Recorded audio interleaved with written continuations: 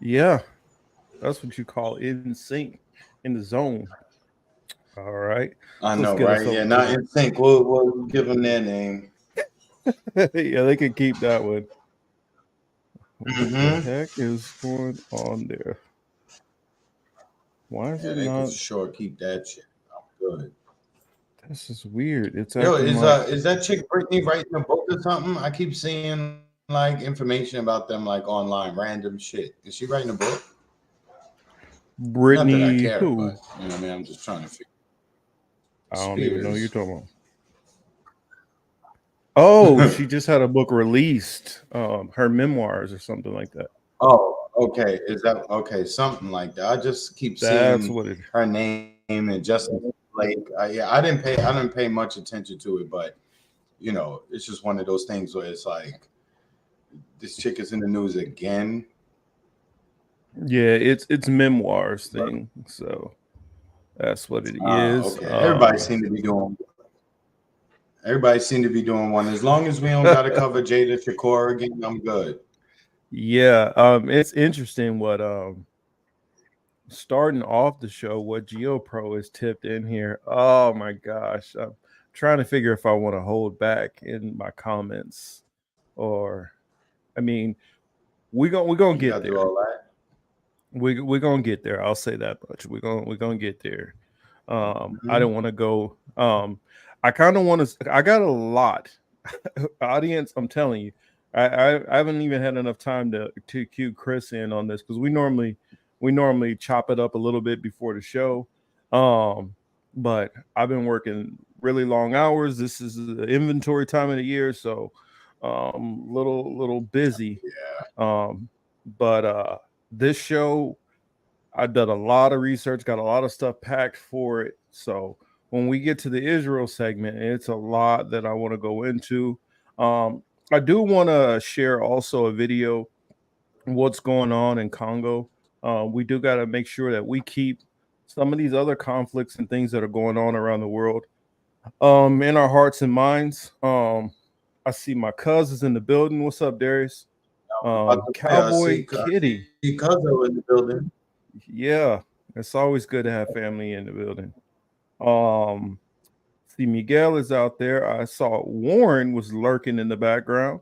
Was one of the first here. Cowboy Kitty says What's lurking up, is everybody? violence. Hope everybody good. Oh, Marcus, real quick before we Oh, start and jumping Meteor into all these Dreams. topics. Mm-hmm. Oh, Yeah, me, yeah, yeah. What's up, Media?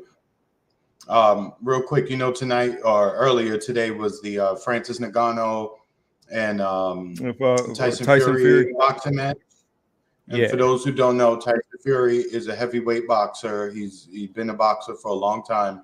Francis Ngannou is a mixed martial arts fighter, right?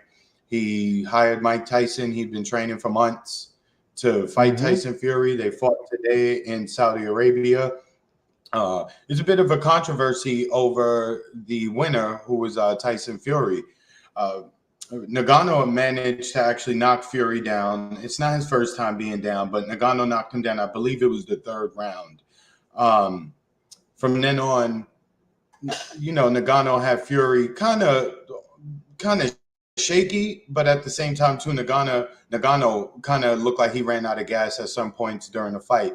But I have to say, for a UFC fighter, he came into his fight very well trained. I know Nagano started as a boxer early. I can't remember where he's from on the continent of Africa, but wherever he's from, he started boxing. So then he switched to UFC fighting. And with that being said, he finally took a big payday to fight Tyson Fury, and he lost. It was a split decision in favor of Tyson Fury. Mm-hmm. Personally, I thought Fury was going to win the fight from the jump. You know, I wasn't. And Dewey Cooper, yes, I do see Hamza mention him there. Hamza, what's up, man? Um, but I did think Tyson Fury was going to win the fight initially when I saw it, but Francis Ngannou came in there in much better shape than I had anticipated. And with that being said, the fight could have went the other way just the same. So there's a lot of people online from what I've seen. they super pissed. Like they don't agree with the decision. So when you Mm. get a chance, Marcus, look it up. It's pretty interesting. Well, you know me. I mean, even if I don't catch the fight live, I'm And typically going to go back and go check these fights out. yeah, correct. Yeah, if you watch it, you won't be upset. And speaking of, while we're on sports, I just want to stay here so we don't have to jump in and out later. Your Mhm. Kansas City Chiefs were at Arrowhead again this weekend, and y'all got to win, but you would never know that there was a football game on in Kansas City at Arrowhead, because the only thing that matters is that singer, you Sorry. know. So I'm about sick and tired of seeing You about sick and tired of that her singer shit. and Travis Kelce. Yeah, I'm over it. I don't want to see her name no more. I just saw in title she just re-released an album, and I'm just like, all right, y'all putting her too much in my space for somebody that I don't mess with her music like that. I'm not dissing her. I'm just saying it's not for me. So I don't mess with it. So it's somebody, it's like I don't want to. It's overwhelming. So as a Kansas City guy, how is it? I know it's like in all the sports shit, you take it for the Chiefs. I'm sure that name is brought in multiple times per discussion. I, in fact, not only is it annoying to constantly hear her name, but every freaking thing that happens in the game, they show up to the booth to her, and I'm like, Yeah. this. Do we gotta keep seeing her all the time? Also, and I'm like, God, this is God. Can y'all just break up, please? This is insufferable. No, I believe it. Even for the other sports, like fans who have become famous, like a Spike Lee, Jack Nicholson, the fireman Ed dude for the Jets, and things like that. These and the pigskin, the pig head people in Washington, right? They get love, but those people be there, rain, sleet, hail, snow. They don't be in a box. They're actually in the crowds, right? And after a while, Mhm. it was like, okay, they're there. We focused on them a little bit. All right, now we can move on. With this, it just seems as if they are really trying to like ride it to the Super Bowl. Like, yo, Usher, guess what? You got a co-star. Well, I mean, you see, they already Or had I him go mean, through the ritual. oh yeah, I saw him. He put on the dress. Yeah, he had to put the dress on. Whatever. It's to the point where it's like, who doesn't put a dress on? Baba, what's up?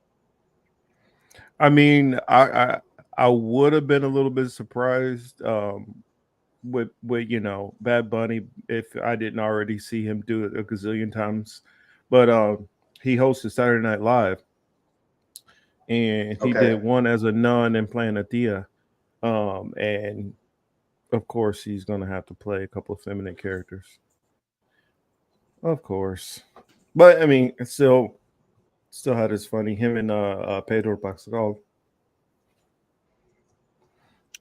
At the Political Matrix, I don't know if you're aware, but there's a new algorithm that searches or keywords such as ZJ and Free Pow, etc. It monitors speech and lives for the first 3 minutes. Oh, well, I mean, we're not aware, but good thing that Oh yeah, Chris I know. decided to give us our sports break. Oh, and Marcus, lastly, our basketball season for my eighth graders, that started today. We won our first two games today. We played twice. We won close games, 50, what was it, 53-49 and 55-52. So, they did good. They looking good, especially compared to last year. We could see the growth. So, that's always a good thing. It was so it's fun being out there watching all these kids. Yo, let me tell you, they got some girls out there that play with like some of the younger boys. I want to say like fifth grade, fourth grade. Yo, some of them girls are giving these boys the work.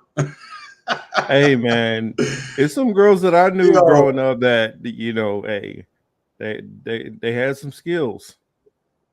I mean, no, they really fourth grade they handled the understanding of basketball, the little nuances that come along with the game.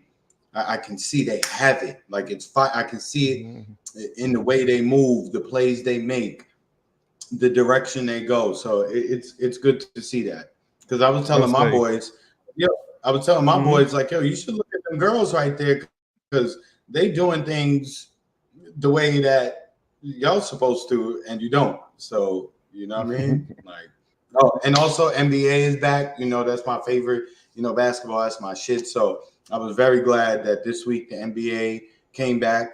My son turned 21 this week, so you know it's been a good week.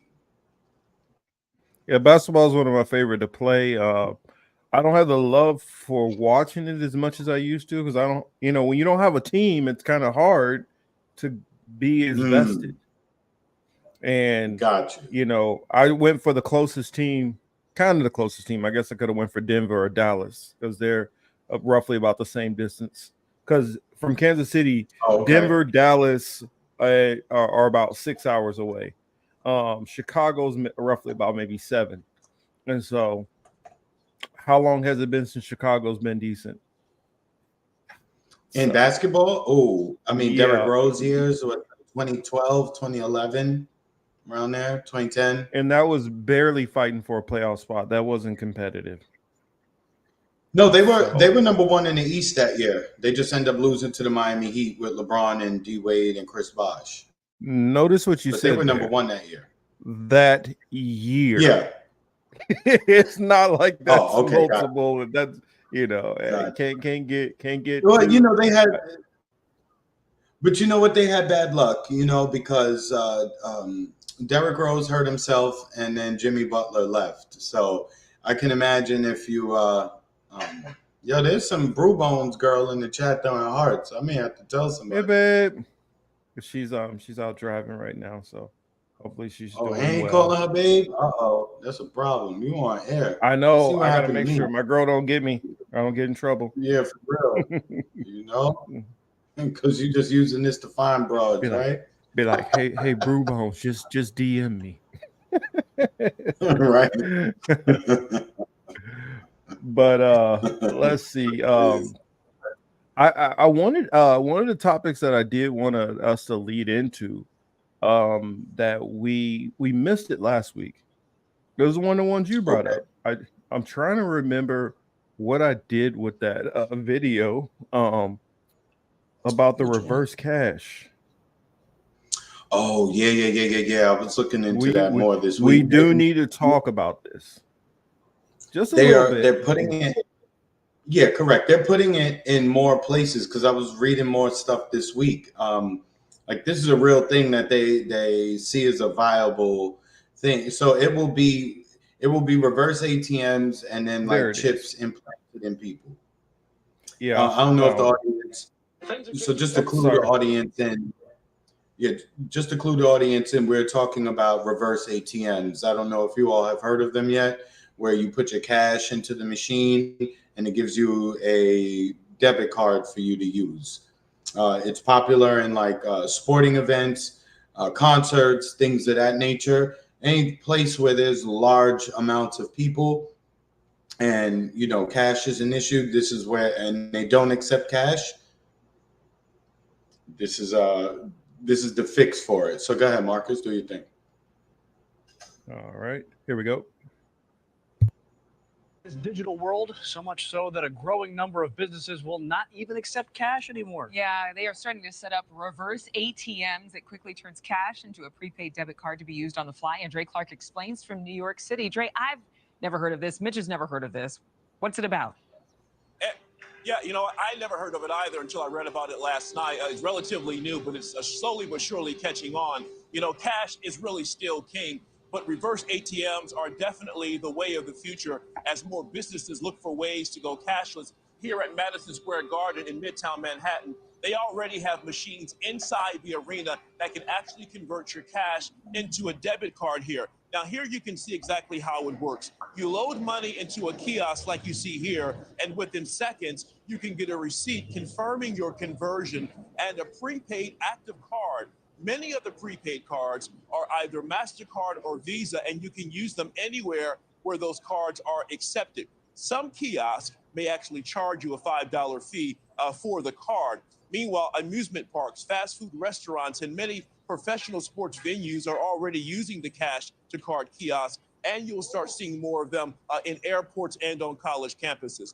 Business owners say they like the kiosk because it helps prevent theft and robberies, and it stops the spread of germs that can really be found on a lot of money that's downright dirty. Now, many people started going cashless during the pandemic because they did not want to touch money and coins, fearing they could contract the virus. Meanwhile, cities across the country like San Francisco, DC, Philly, and New York, they actually have bans on cashless businesses. So business owners by law cannot refuse to accept any cash from a customer. Also, get this, the FDIC says up to 5% of US households, or 6 million Americans, are considered unbanked. That means they don't have either a checking or savings account. They prefer to deal in strictly cash. So yeah, guys, it's relatively new, but here in New York City and other places around the country, this is the way of the future. Send it back to you. Thank you for watching. Go to newsnationnow. All right, so that's a little snippet going into more detail. Chris set it up for everybody, but the reason why that this is something that we need to pay attention to, and they said that it was kind of something that it kind of happened during the pandemic where they started to lead into it, but I would argue that they were kind of pushing us in this direction sooner than that, because if you think back to anybody been to like one of the like fancier bowling alleys or like game rooms lately, when they give you a card like a Dave and Buster's instead of cash going into the machine? Remember how you used to, the old arcades, we used to get those little coins? First they would just take quarters, then it went from quarters to coins. Now the tokens, now it's using the cards, and that was something that we saw there. This and that kiosk screen reminded me exactly the same of like this bolero that's out here in their, like, it's like one of those upscale type bowling alleys. In their game room, it's exactly like that, and it was like that before the pandemic. So it shows me that this is something that they've been working on for a while. You know, again, they don't have to. Here's the other thing too, right? Because they made sure to mention in that video that, you know, states have passed legislation to say that you cannot ban cash transactions within the state, right? Cool. So the only thing, in order to get around the ban, what you just say, it's cheaper if you use a card, right? Oh, it's 1.5% less if you use a card. Right then and there is going to make people say, well, damn, you know, or maybe even 2%, right? Whatever it is. Just like gas stations, right? There's some gas stations, it's a little bit cheaper if you pay with cash. It's more if you pay with the card. This will be the same, but just in reverse, right? It'll be cheaper if you use a card, more expensive if you use cash, and that's how they'll do it. For people like us and a lot of people in the chat, you know, we're of a certain age, as you can see, you know, we're of a certain age, and for us, it's like, damn, like, you know, over there, as you can see over there. As you can see over there. I know, right? I'm telling you. But for people like us, you know, for those that don't know, I got to use this real quick. As you can see here.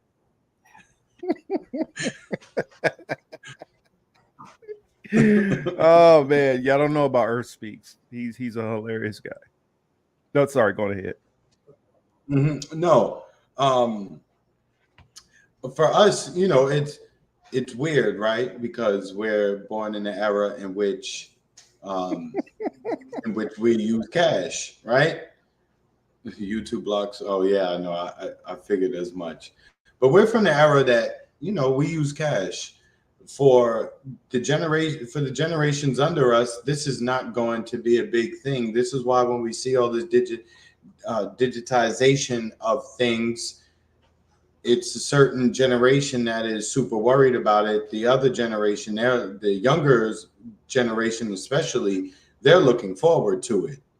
So there is no stopping it, because even from a market perspective and standpoint, or perspective rather, it makes sense to do this, because you know that this younger generation coming up, this is going to be the change that they want to see. They're going to want technology to make them have to carry less, do less, have to think less. They want to be able to just put their phone up, put their hands up, scan a chip, a card, a code, something, and everything is okay. You know, they don't want to have to keep a wallet or extra or a big purse if you're a woman carrying a big purse. You don't have to carry it as much anymore, at least as it relates to money. If they if I forget, when we get on to talking about Israel, make sure to remind me to come back over to the Rock Fan. It's a lot of good comments that I want to share over there. Throw a shout out to Geo Pro again, Dick on Rockfin, and our buddy over there, Gregory Walker. So yeah, I'll make sure that I will get to you guys' comments over there once we get on the topic. Definitely some good ones. Especially I like, man, GeoPro is gonna get me started early, but I gotta hold, like they say, keep the powder dry. Let's see. So another topic that I wanted to share about the Congo. Now, Chris, this is something that me and Chris, we've talked about this numerous times, and this is a topic that definitely he gets, you know, very, very worked up about. King Leopold II and what he did in the Congo, and how often this is not talked about. Um, uh, so with that saying, for those who don't know what I mean, about King Leopold, can you give them just a little bit of knowledge? And yes, R.I.P. to Matthew Perry. Matthew Perry just passed away at the age of, I think, 54.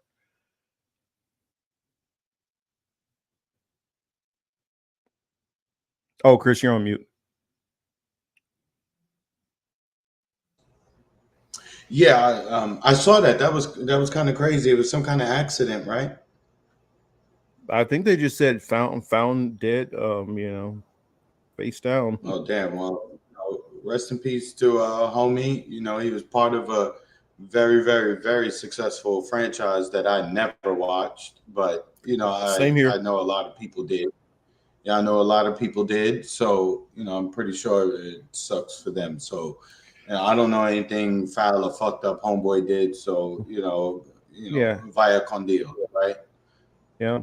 I mean, he seemed like a you know, good guy. Never heard about him really, you know, getting into any problems, or never even really heard him like any comments that he came out of his mouth saying sideways that, you know, ticked anybody off. So he seemed like, you know, a very likable guy. So condolences definitely to his family. I remember his movie, The Whole Nine Yards. I'll take The Whole Nine Yards, and I can't remember what the second one was That's called. so long ago. I'll take Yes. those two movies over the whole series of Friends. Throw the whole rest away. I'll take those two movies.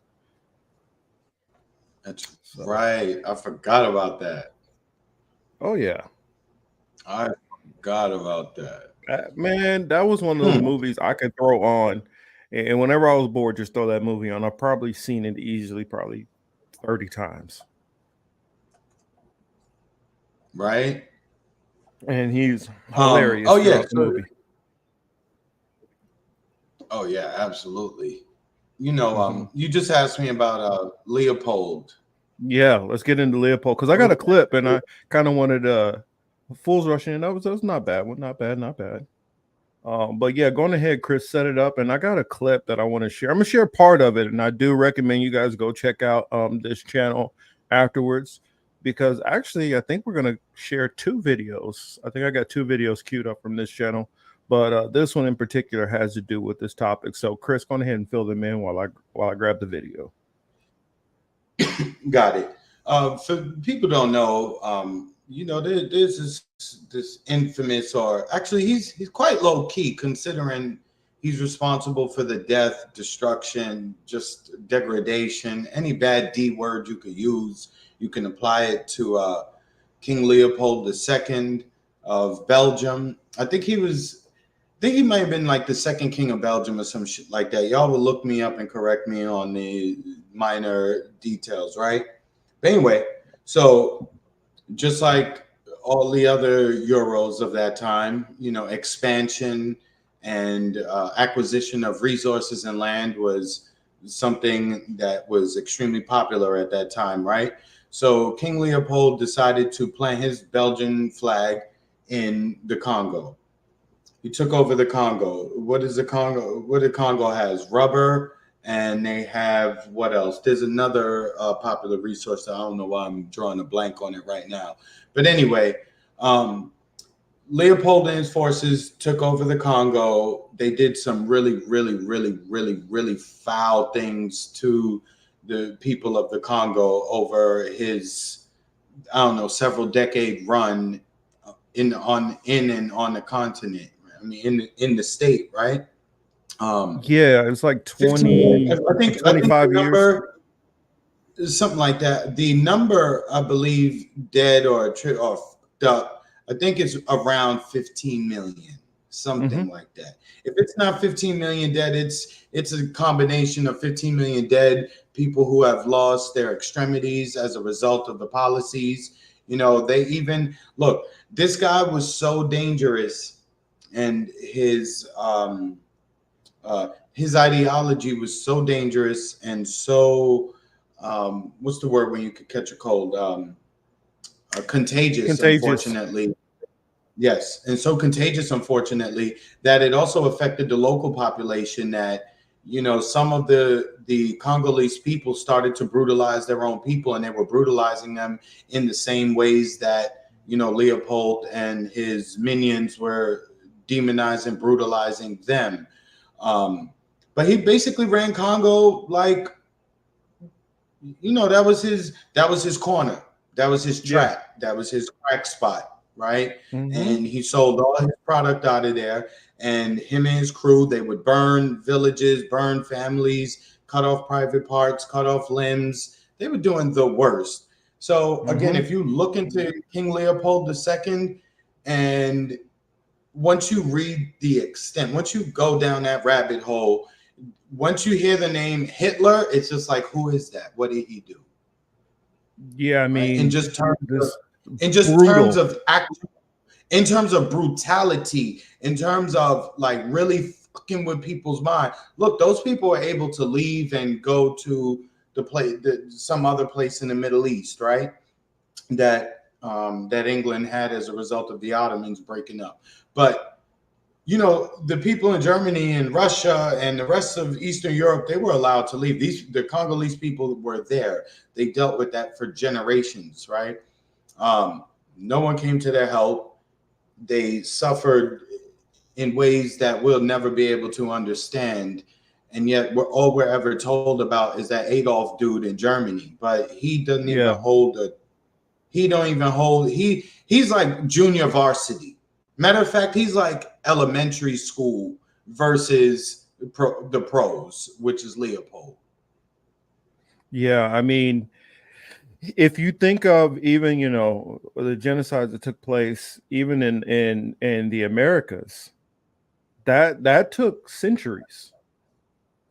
I mean, it wasn't like it was all of a sudden. It was horrible. It was slow motion. It was gradual, just like this whole thing that's been going on in Palestine. Oh, and I'm not trying to rank any of these, but which is worse and this and that, because all of these things are horrible.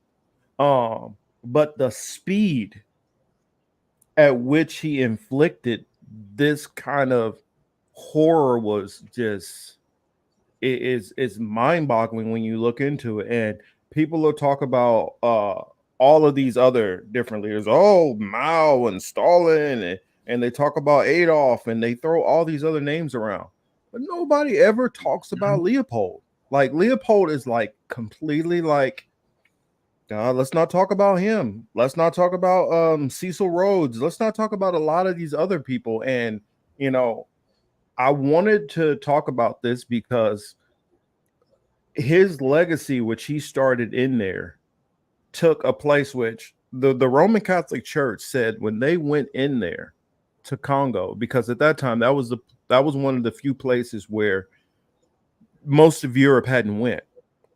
They had already went through conquering and colonizing most of the other parts, and on they the had already went coast. through the south. They had hit all, They had the coast. They had the northern coast, the southern coast, parts on the eastern and western coast. You know, at random ports, right?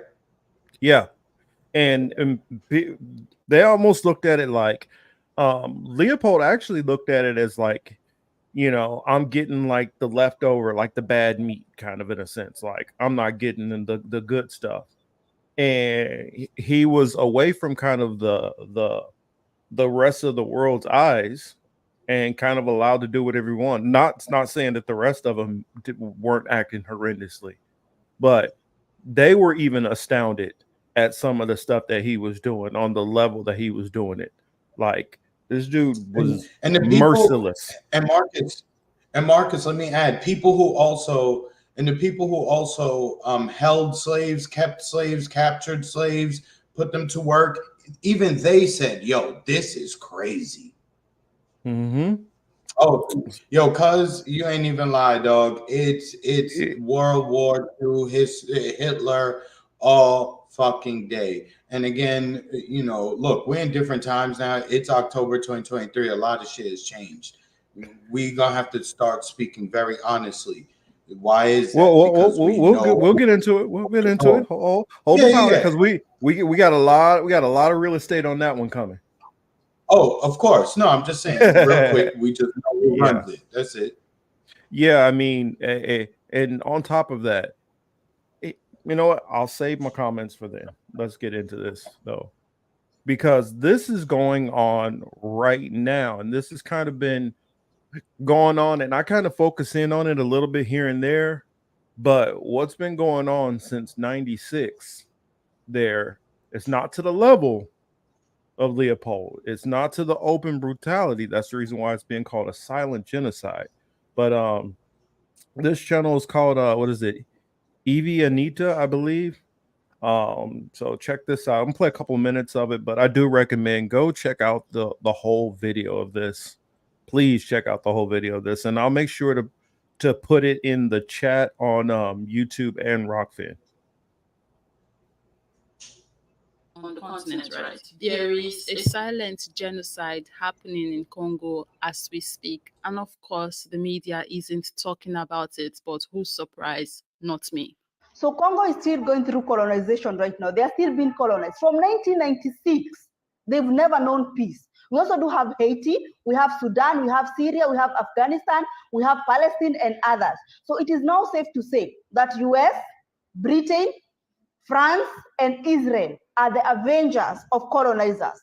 And these four colonizers have successfully used the media to manipulate us. They even have us feeling bad for their soldiers, for God's sake. For the past 30 or 40 years, they've created these movies and these TV shows to condition us to always see their soldiers as the heroes. Because in every movie, there's a soldier that is coming home with PTSD, because he's haunted by the fact that he killed an innocent child accidentally or killed an innocent woman accidentally, and it is always one woman or one child when fighting terrorists or in the line of fire. Do you know who these terrorists are in this case? These terrorists are the locals that are fighting colonization. In reality, these soldiers are the terrorists because they are the ones that are going to countries uninvited to cause chaos, to destabilize the economy so that the colonizers can be able to successfully steal the resources. Congo is known as one of the richest countries in the world because of how blessed she is when it comes to natural resources. But unfortunately, her people, Congolese, don't get to benefit from their own resources. And presently, as we speak, not only are our brothers and sisters in the Congo getting unalived because of their resources, they are also getting enslaved in their own country in Congo and forced to mine these resources, specifically coltan. For those of us who don't know what coltan is a critical mineral that is used in a lot of our technological devices. If you have a phone, there is coltan in it. If you have a car, there is coltan in it. Basically, any device. Now, I wanted to pause that real quick because the reason why this coltan is such a big deal is coltan is used in like a lot of batteries and things like that. It's one of the minerals that's used to help with batteries. And so this coltan is used in computer software and the superconductors that they're trying to get from China, and some of the more quartz and cobalt and stuff that they're trying to get out of Bolivia. All of these things that they're taking, and you know, a lot of people would talk about the fourth industrial revolution and all that stuff like that, and they talk about the great reset and all that. This is where they're getting these materials, the solar panels and the solar grids and these smart cars and all of this stuff. This is the ugly side that they're not showing people on how they're getting this to go into this new green future.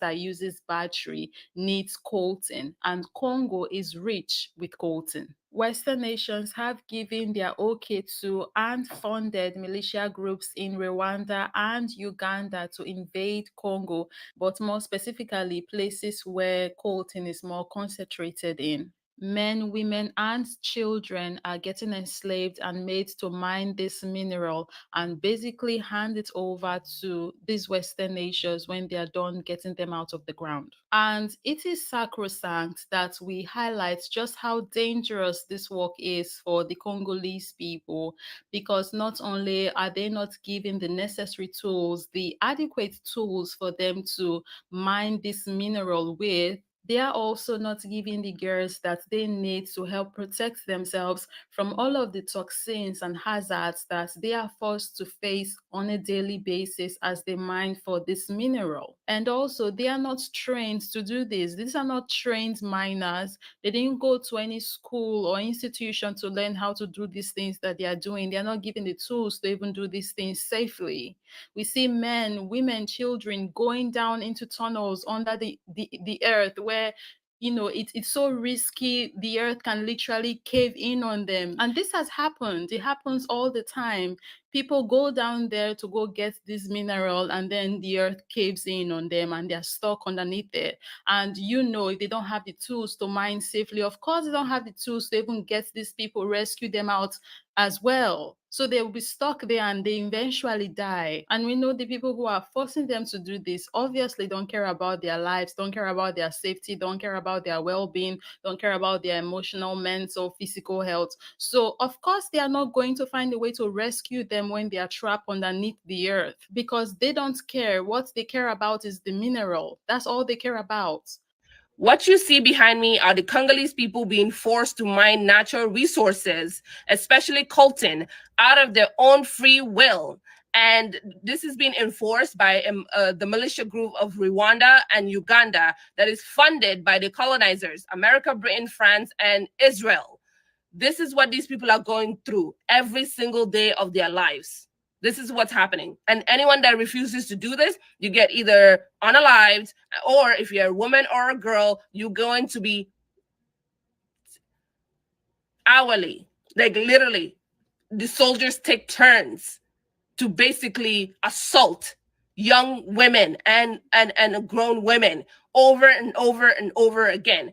In Congo, it's the most unsafe place for any woman and any girl to live there, because of all the atrocities that are happening to them. So this is the reality of the people of Congo. And the world needs to wake up. You guys, we need to talk more about what's happening in Congo, in Sudan, and what's happening around the world, because we have been brainwashed and literally hypnotized to just focus on ourselves. And, you know, they throw all these things, whether it's streaming services, whether it's anything to just distract us from knowing the truth of what's going on around the world and what the colonizers are doing to our own people all around the world. Okay, so let's talk about Congo. You guys share this video, like it, subscribe, blow it up, and make your own videos too, because I'm covering so many topics and I'm going to continue talking about Congo and Sudan and Palestine and stuff. But you guys also get up.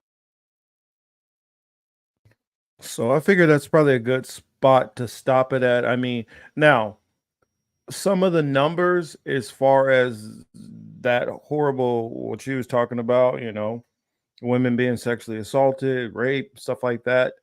Um, the numbers aren't as like it was a report that came out, and this later on in the video talks about it, and I remember hearing about it at the time, that it's supposedly like 40 women an hour or something like that. Now, that's from what I hear, that's not accurate, but it's still a high percentage. So that It's number still a, you're saying that those excuse me, that's the number supposedly of the women abused on a daily basis, at least like 40 a day. yeah, yeah. I mean, no, 40 an hour. They were I mean, saying 40 an hour. Yeah. but they're saying that I mean, it's not 40 an hour, but it's still a whole lot. It's still like probably hundreds of women a day. I was going to say, but if we're calculating abuse of women down to the hour, then it's a problem. So the number doesn't even matter, right? Yeah, I mean, at that point, yeah, it's ridiculous. It's ridiculously doesn't high. even matter. Yeah. You know, again, there's got to be some sort of self-determination too. You've got to, either you're gonna die a slave or you're gonna die fighting, right? And in this particular case, like you, in circumstances like what I know that to be there, y'all digging in the ground instead of digging these people's eyes out. I mean, those are your choices, right? Those are your choices in a situation like that. It's different. Yeah. It's different than here in America. It's vastly different. Yeah, I mean, this is something that is literally going on right now. And these Western powers are literally doing this. They're the ones who are behind this. Now, you might hear some Rwanda or somebody like that. Some you might hear some. I'm trying to think of what are they called?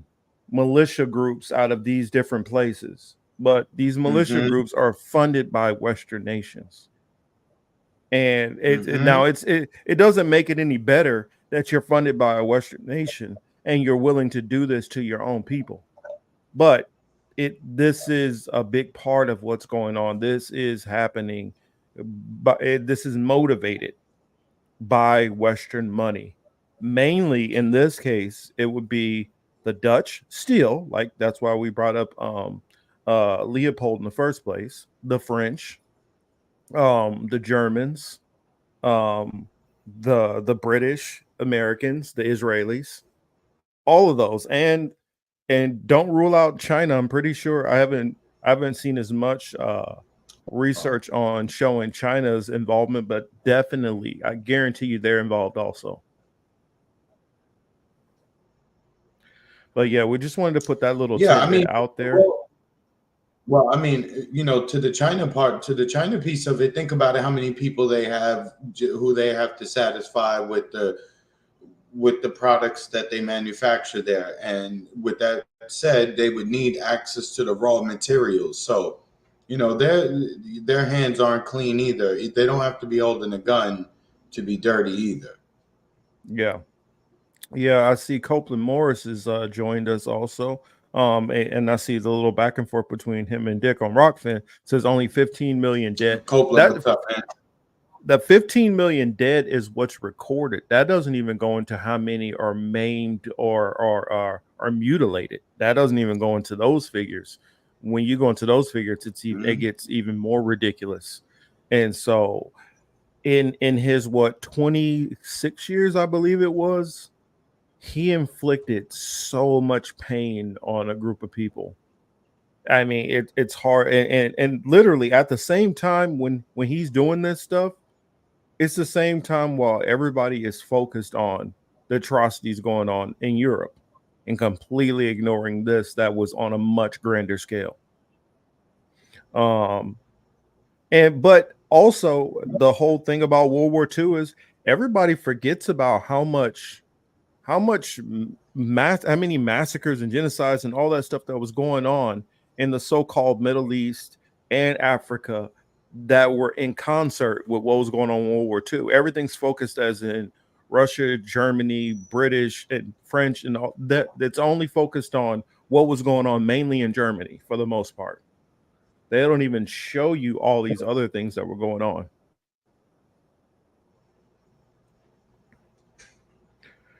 And then who else? Who else was in here? Oh yeah, North Korea, Gregory. North Korea is sitting on a lot of different rare earth minerals.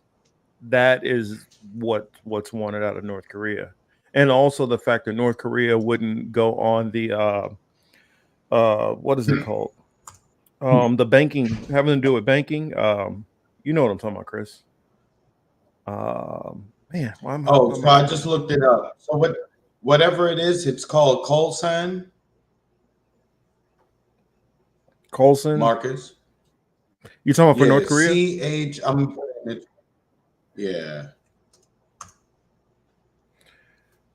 But they also didn't want to join the banking system.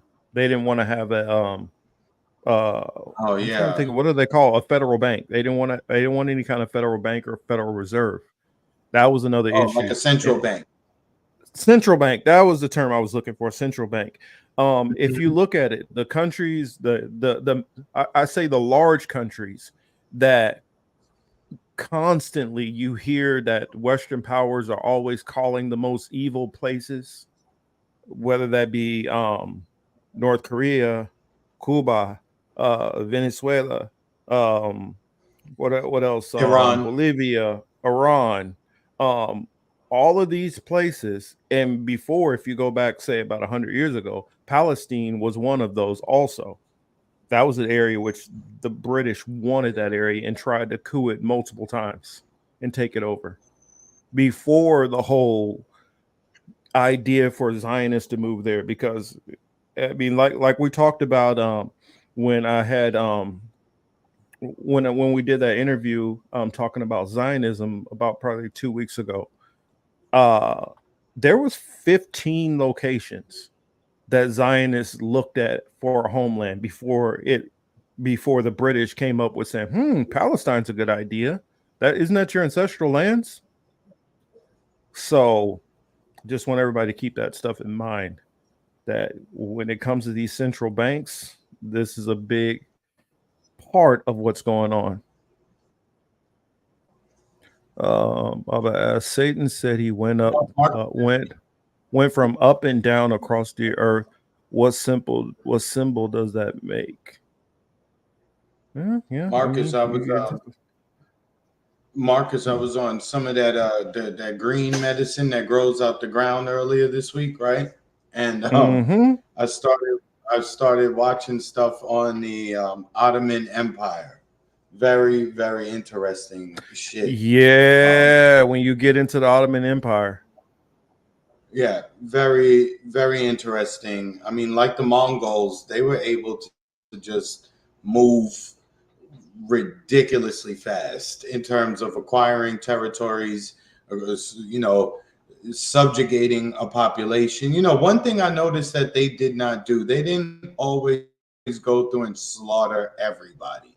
The one thing the Ottoman Empire did, and I guess this was kind of smart politically, they were on some live and let live shit, especially by religion, right? When Spain kicked out all the Jews and the Christians, they brought them into the Ottoman Empire, and they decreed like, yo, you will not treat any Jews or Christians any kind of way. You're gonna treat them the same way you treat everybody else.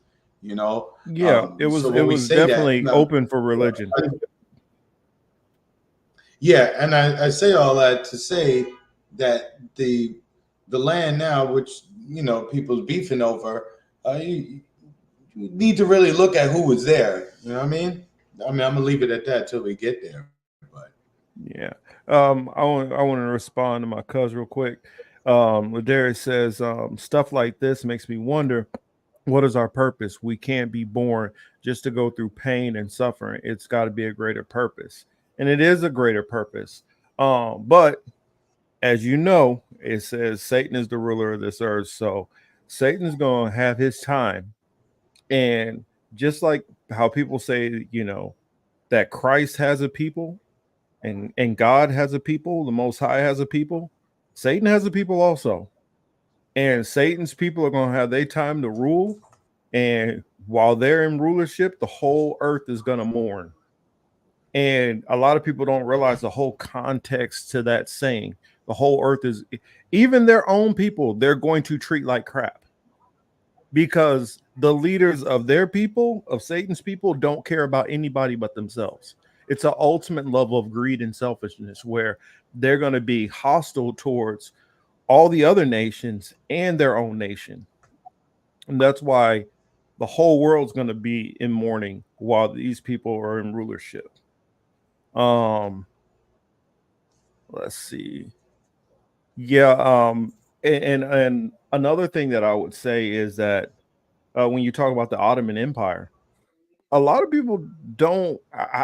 It blows my mind how many times when they don't even mention this part of how they just talk about how well the British got the land of Palestine and they gave it to Rothschild in the Balfour Declaration, and that created the state of Israel. But nobody ever talks about exactly how he got it. Nobody, I mean, how Britain got it. That's what I mean. Nobody talks about really or goes in any detail and talks about how did Britain exactly get this land? Why did they Yeah, get that this was land? Now, they have been I believe it's they really multifaceted. Mhm. yeah, it is because really what they weren't really so much interested in the area of Palestine per se, but that would just happen to be all part of the landmass at the time that the Ottomans were, ruling over. Um, the British, they, obviously in the 1900s, you could see the fall of the Ottomans coming, right? So the British and French started like making little side deals with them, saying, "Yo, when your shit is over, we really want that Baghdad area. That's what we want, right?" But the Ottomans owned all of it, right? Aleppo, Damascus, Mhm. Baghdad, Mosul, Haifa, no, all of them, Jerusalem, all that, that was all under Yeah. Ottoman control. So once that empire broke up, the Ottomans gave that to the British. The British then, the Zionists started gaining power at this time throughout, not gaining power, but they started to consolidate amongst themselves and started to come up with this idea through Timothy Herzl saying that, we should have our own shit. And through people in Russia and UK, that's whenever they started. Mhm. That's interesting. What Dick on Rockfin says here. He says, if I were MI6, CIA, Mossad, I'd create Rockfin to put all the best conspiracy theory minds in one place in the internet to pick holes in our narrative to show us what evidence needs better scrubbing. I agree with that. But I mean, I just gotta hope that this information that I put out or others put out, it gets to the right people and they're able to put together all the right conclusions. Because I don't for a second believe that I have all the details entirely correct on everything, and I don't think most other content creators on here think that they do either. Um, well, I know that even though there might seem like there's kind of a what I've found, I'll just speak from my perspective of things. It seems like kind of in the conspiracy alt media world, there is a major consensus, and then there's a couple of minority opinions on certain topics. And so certain things there's kind of a consensus most of us kind of agree or lean towards, and then there's little areas where there's differences. um kind of the same thing you see basically in anything. You have conservatives that kind of think the main thing the same on most issues, and then there's a couple little areas where there's some differences. But that's a good point that they that would be a good idea, and I wouldn't be surprised honestly if they did do that, and this all is still another form of control. But great observation. Okay, so why are we talking about non-scientific facts? What are we talking about here? What are y'all talking about here? Those are personal beliefs, and every single person has them. Nobody will ever agree. Yeah, I mean, I say it all the time, and that as far as what everybody believes, as far as like the elites and what they're doing, or the predatory class, or whatever you want to call them, the cabal. Um, I have a like I see it a little bit differently. There's plenty of people who feel like all the world leaders are kind of, for the most part, on the same page, and they're all kind of, there might be slight differences with them up at the top, but they're all kind of working together, and this agenda is going to keep carrying it on for an extended amount of time. I feel like the agenda has carried on for an extended amount of time, but is getting to an end point where they're not going to keep carrying along, and the breaks are about to start happening between these people who have always been on the same page, or at least been willing to bend the knee to other nations and other groups. And I just think that that time period is coming to an end. Whereas some of my colleagues, they see it a little bit differently. They think that, you know what, hey, they don't have any kind of attachments to a nation. Where I think that it's the reason why we see it that way is because we are descendants, and I'm talking about as Americans, we are descendants of people, whether you're from, your family is descendants of the slave trade, whether you're from Europe, whether you're from Africa, some other countries, whether you came over here because this is a nation which was stolen and formed off of a place where only a handful of people actually have like a long lasting tie and a pride in this specific locale, whereas all the rest of us, our forefathers, have moved, whether forced or whether willingly. These other people, some of these people who are from China and Japan and some of these other countries, parts of Africa, parts of Indonesia, and all that, they have lived there literally for thousands of generations. And I believe that because we don't have that same shared experience, some of the people don't see that I think that they underestimate that connection or that national pride that people have, being connected to a shared history over centuries, or I'd say actually more than centuries, millennia. I don't know. What's your thoughts on that, Chris?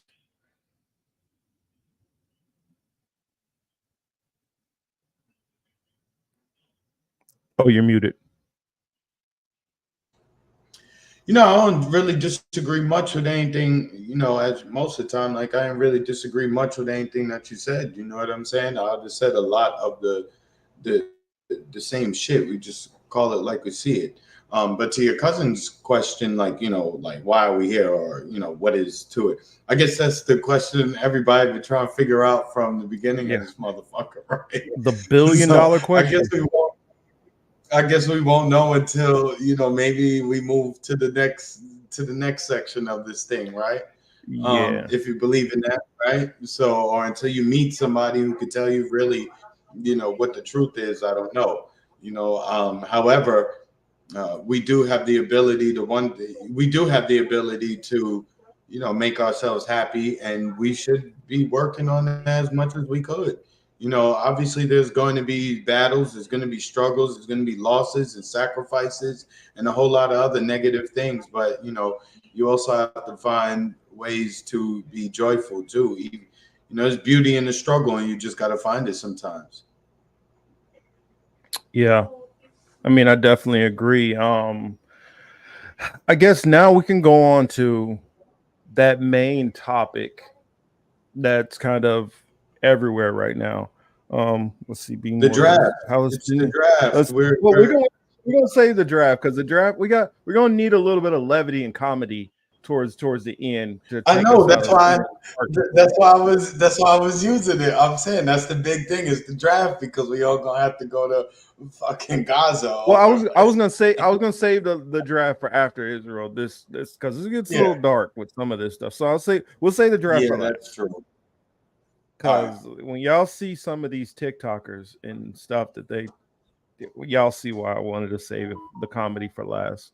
Let's see what it being where they say Palestinians of the modern sort, according to the history books, arrived 1400 BC displaced. But that's not true. That's the Palestinians from 1400 BC. That's not correct at all. The modern Palestinians have not been there that long. The modern Palestinians literally go back to like 600 AD. No, the original Philistines were Hamitic people.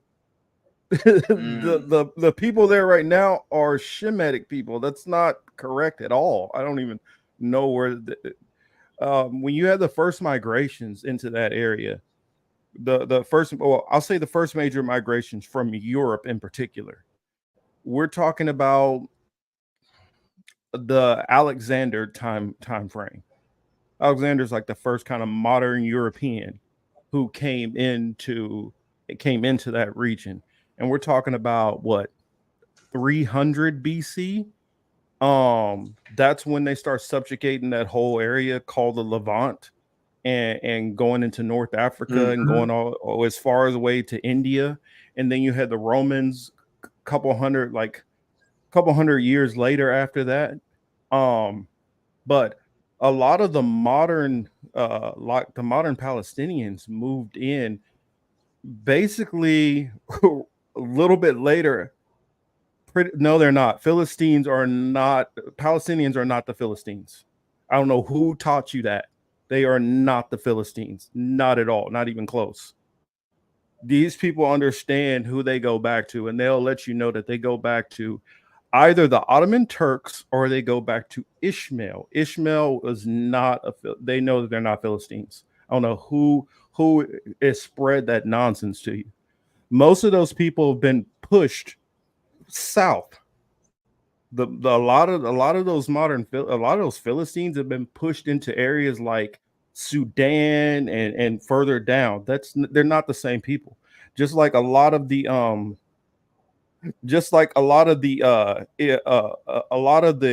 original Egyptians who were there have been pushed out. Now, I'm not saying that the people there are all fake Egyptians, but I'm saying that they have been mixed from the Ottoman empires and the Greeks and the Romans and different Arab caliphates. But these are the people who were sitting there like thousands of years ago did not look like these people at all. they're completely different bloodlines.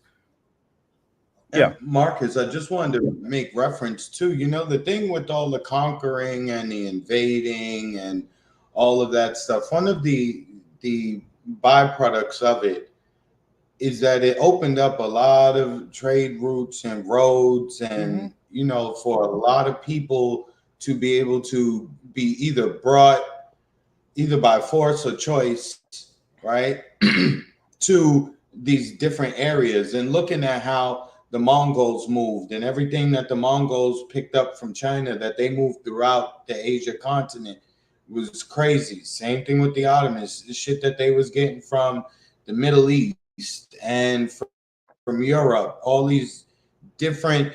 So movement of people is one of the other things that does come along with conquest.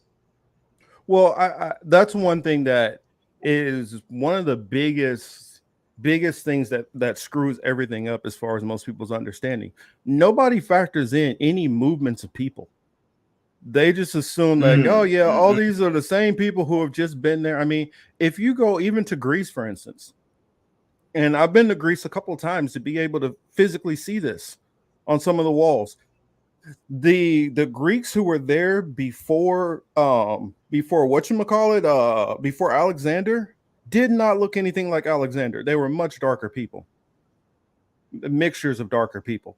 But you had the Mycenaeans and the Minoans. They did not look like Alexander. Alexander is a descendant of the Macedonians, which came and conquered that area.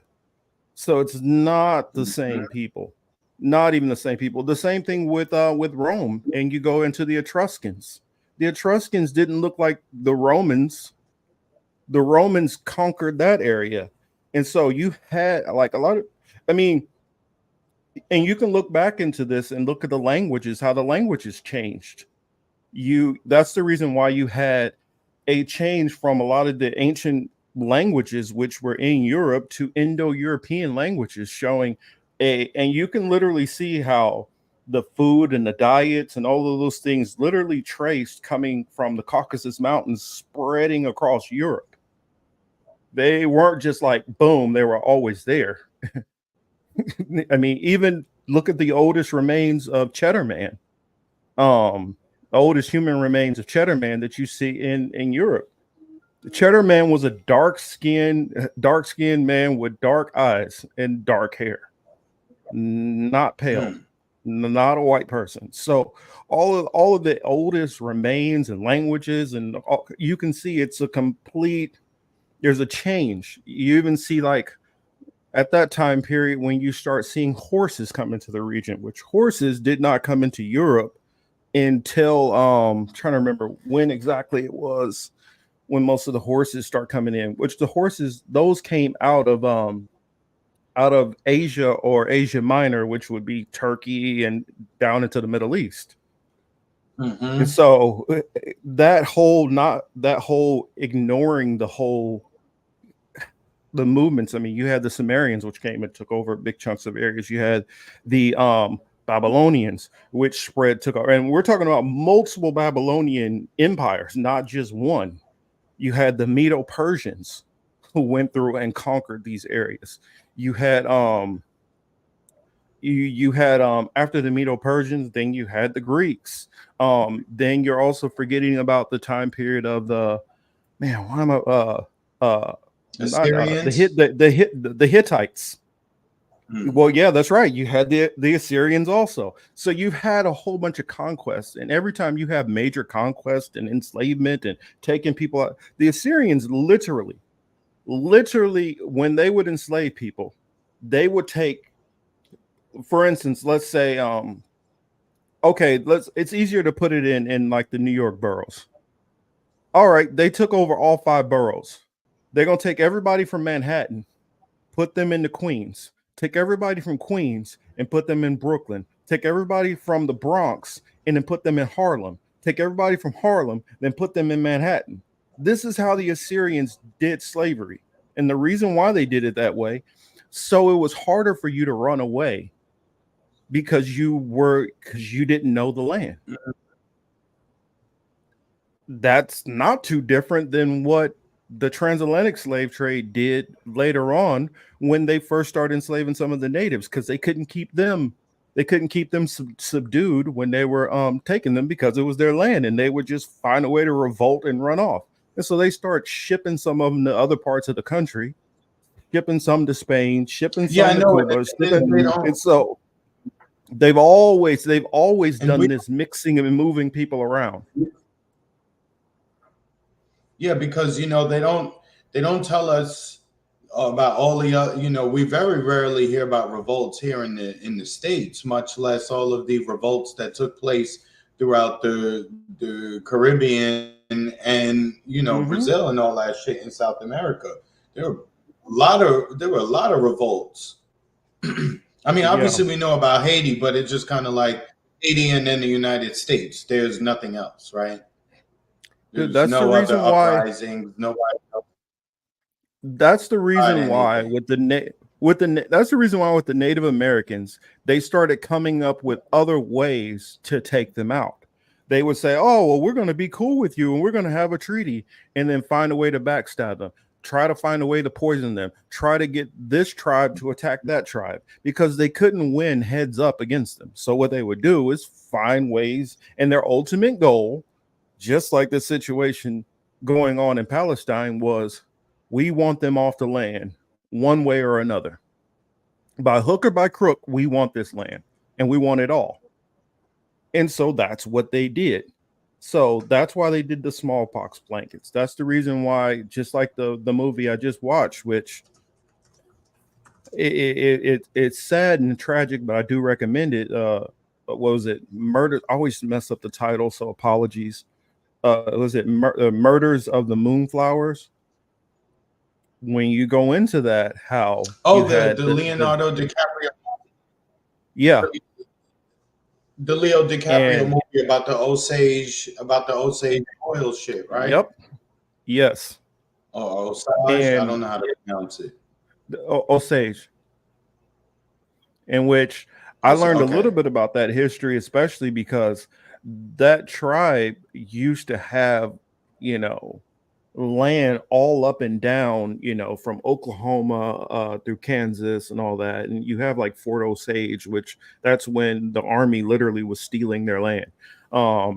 And they lived off of like the Kaw River, and that's where you had the Kaw tribes, and you had Shawnee and all of these different tribes which lived in that area. That's the reason why Kansas, like the name Kansas, comes from the Kansas Indians.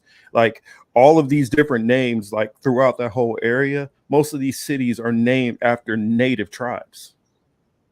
And so but that's getting off. I don't want to get off subject and get back to it, but the whole point I was going to with that, just like that, they started, instead of going heads up and attacking them, they started using guile and trickery. Oh, well, let's hang out, let's party, let's have a little bit too much to drink, and then take you off somewhere to take you out. That's what they started doing. Let me pretend that I really, really care about you and I'm your best friend, just so I can try to rob you later. And that's what they were doing. Yes, Thomas, exactly.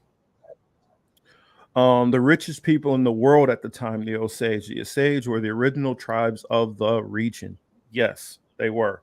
They were so rich that they literally had white people being their servants. In a time, they like literally flipped the whole racial order. And I mean, in today's dollars, it will be the equivalent of, if everybody in your circle, everybody in your group, the lowest one at least had like $1 million, $2 million.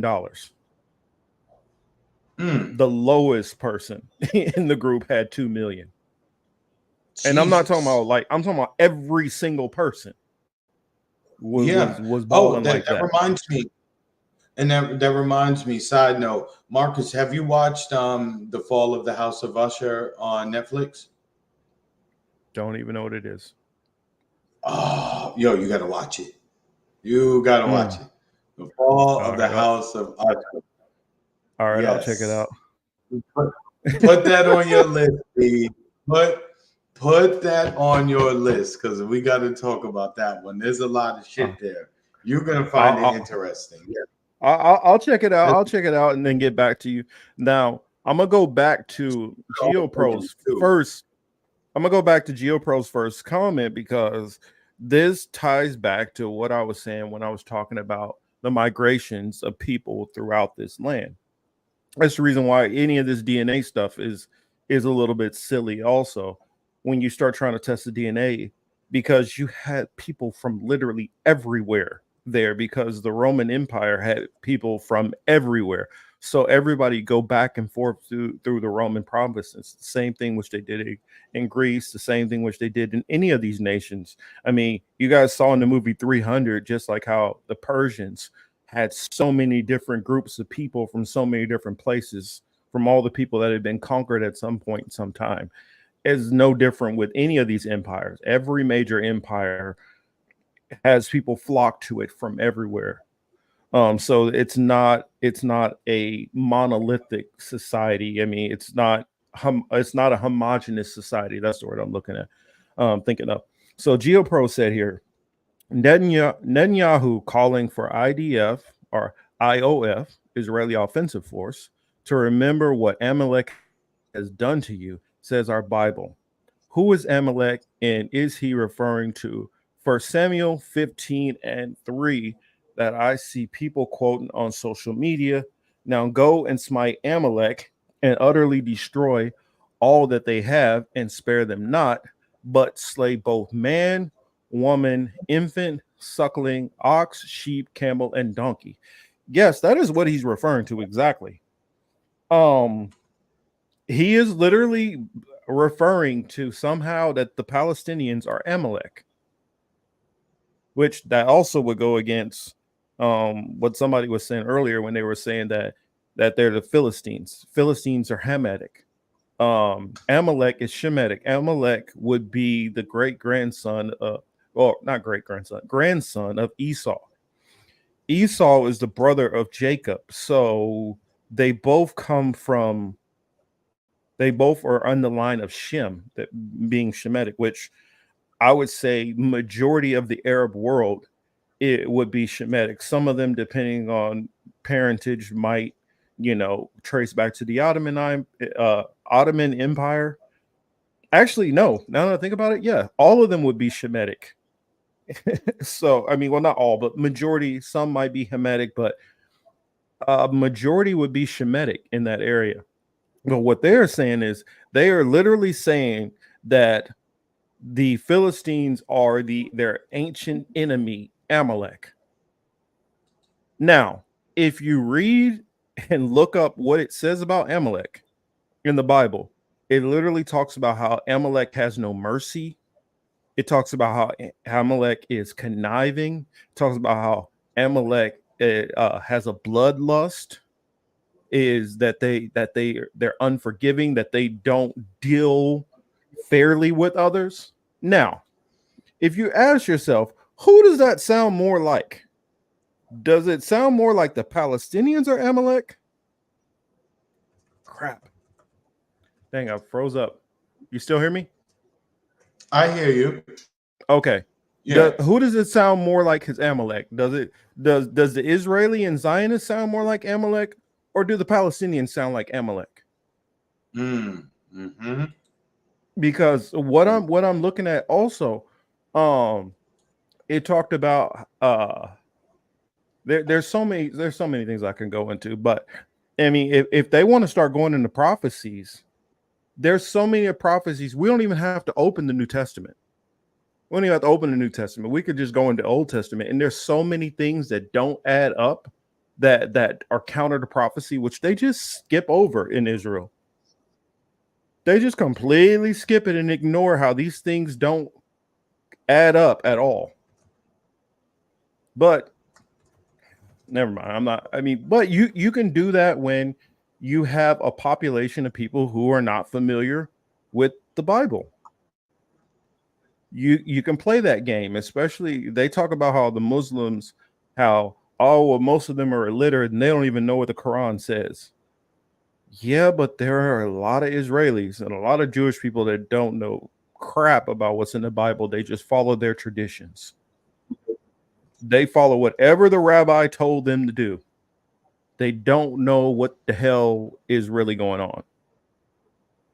And also the fact of, if go talk to a rabbi right now, and a rabbi will literally tell you that yes, there are more other people who are yes, the Palestinians are more than likely Shemites, and most of the Arab world is Shemites, but they'll still call them anti-Semitic when they're Semitic. I mean, their language is literally a Semitic language.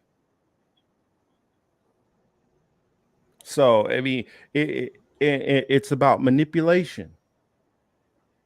I mean, think about it. What do lawyers do often? Lawyers are known for manipulating. I'll let you guys see if you can figure out the correlation there. Twisting facts. That's the reason why. That's the reason why all these Zionists sit up here and try to tell you, "Oh, the issue is so complicated." No, it's not complicated. It is not it's only complicated because you want it to be complicated. It's, as they would say, Marcus, it's playing up on tables. Yeah, go ahead. And I just want to say, I may have mentioned this last week or the week before, but as every day goes by being online, you see more. Yo, the propaganda push on this particular situation between in Palestine, this shit is crazier than even COVID. And COVID was crazy. That was crazier than 9/11 for us, right? But dog, this is something different. They're putting out fake shit left and right on every single platform known to fucking man at the moment. And all of their shit is being debunked almost instantly, but they know it doesn't matter. They know it doesn't matter. You just have to get it out there. Oh, they beheaded babies. It's not true. You want them to behead babies, right? We already talked about that. Just the volume of it and where it's coming from. It's every single place you turn. So this is I said this before, this is a great period to learn just how all of this stuff works. You know what I'm saying? Just pay attention to it. This is unprecedented in our lives, the way that this is coming on. Again, we lived through 9/11. We're in the digital era. Information comes to us 100 million times faster than it did even to our parents, and it makes sense to compare it to how our grandparents and them got information. But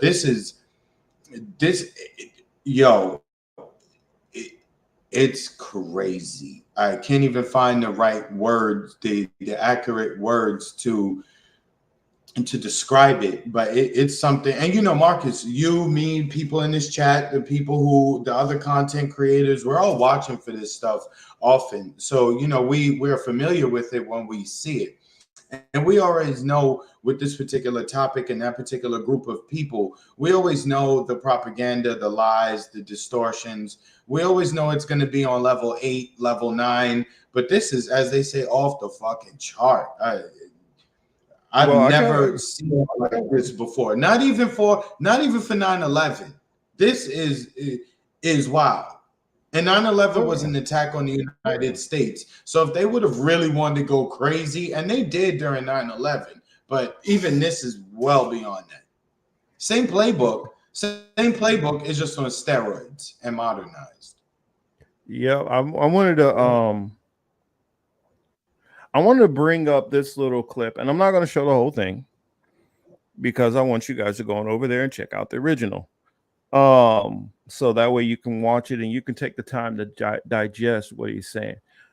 Did you hear any of the speeches that happened during the UN?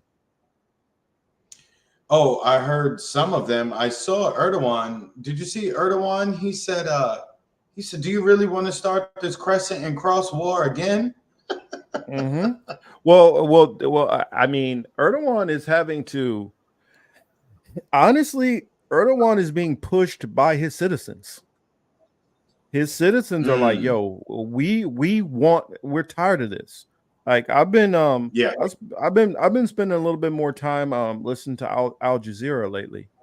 And they're showing a lot more interviews on the streets and covering the protests and talking to the protesters, which the Western media is trying their best to avoid and trying to shut down. Literally, Blinken literally was trying to go and censor Al Jazeera.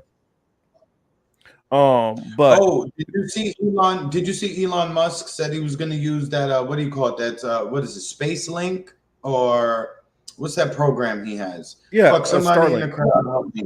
Starlink. Did you see? He said he's going to use Starlink to provide organizations, humanitarian organizations in Gaza with the ability to be able to communicate. And the Israeli government say, yo, son, now we're going to dead that shit any and every which way we can. Dog, this is crazy. Somebody said, yo, we're going to let the paramedics be able to communicate. And the government said, oh, you think you're going to be able to get away with that? Watch what we do. This is the reason why I was going to say, this is a good time to bring back that old Netanyahu clip, because a lot of times when we see it, and even the one that I've shared has not been the full clip. The full clip, he goes and it's a little bit deeper. And I know you guys have already heard this before, but I'm gonna pull this up. Hold on.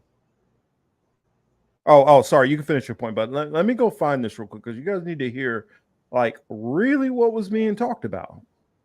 What was being said to the level. Marcus, but at the end of the day, what we're looking at, this is the quote final solution. You can see it. They just needed the excuse to be able to move on. The political turmoil that existed in Israel prior to this quote attack, and I use quotes because it wasn't an attack the way that they want us to think of it. The political instability may have moved up their time frame a little bit, but this was going to happen whether there was an attack on Gaza in October of this year or there wasn't. They just needed a way to be able to do it, to mow down more people than they could and to strike fear into those who they did not mow down. And we can see through the game plan, hey, go south. We don't want to bomb you guys, but go south. Everyone goes south. They start dropping bombs south. We'll let the paramedics in. You bomb the paramedics. This is about removing them from that land by any means necessary. They want the port. They want the port. They want the beach. They want to be able to access whatever oil is off the coast there that they recently located. All right, so here's the clip. Like we always share, it's like maybe a minute long. This is 2 minutes and 30. Let me make it big. That way you guys can read. Is there a way? I'm going to slow the speed down. Let's slow the speed down so we can pay attention to every single thing that he's saying.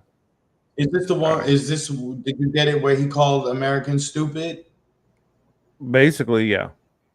Oh, okay, where he's like, yeah, I can control them. Yes.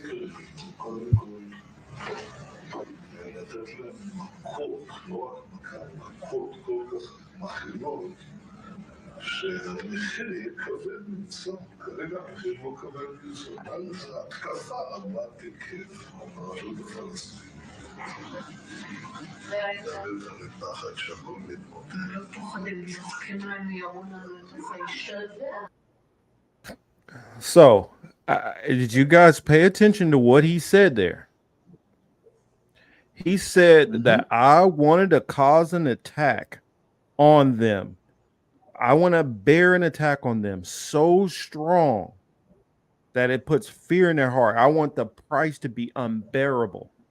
So this tells you he's not worried about just killing Hamas. If it was just Hamas, then they would be like, okay, I mean, I get it. I can get why you have a problem with Hamas. This is not just about Hamas, because how do you extract that price that's unbearable?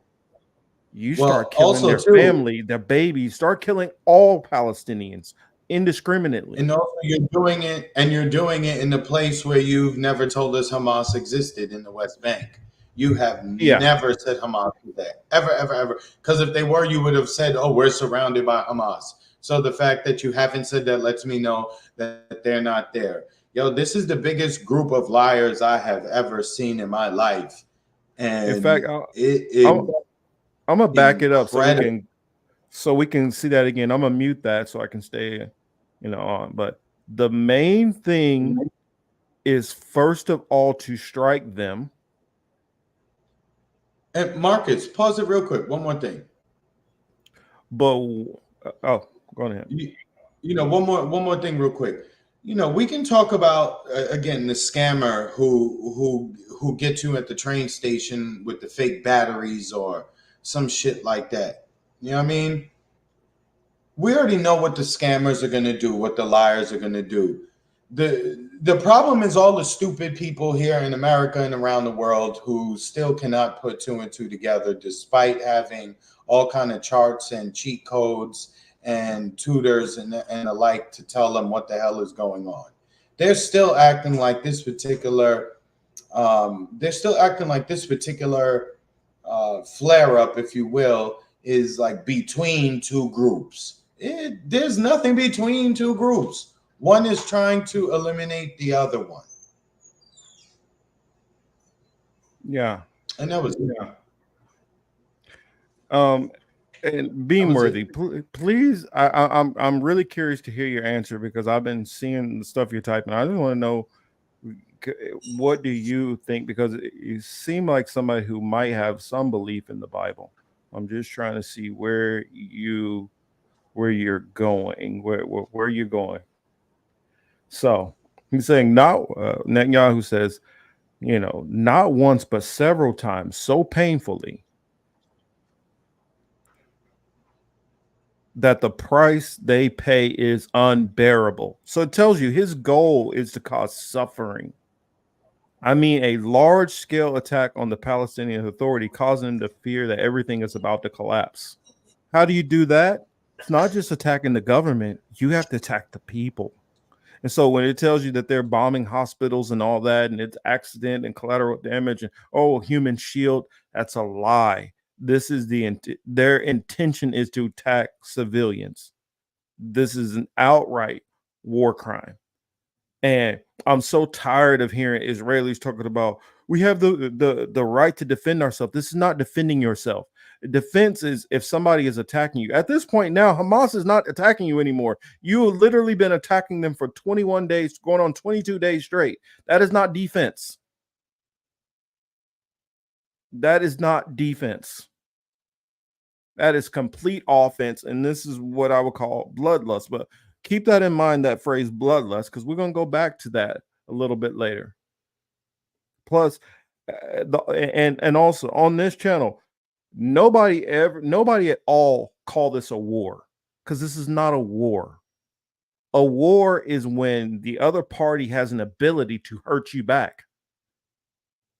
Are they showing that they have the ability to even, if they want to keep just bombing them and starving them to death, they have the ability to do that. The only thing is the international community has been so disgusted at what Israel's doing. It's given them a little bit of a pause. But if nobody paid attention, they could have wiped all the Palestinians off the map decades ago, easily. So this isn't a war. This isn't defense. See, fear is what it brings to them. Hold on. But then again, the world will say we're the aggressors, which they're saying right now. They can say whatever they want. Aren't you afraid of what they'll say, BB?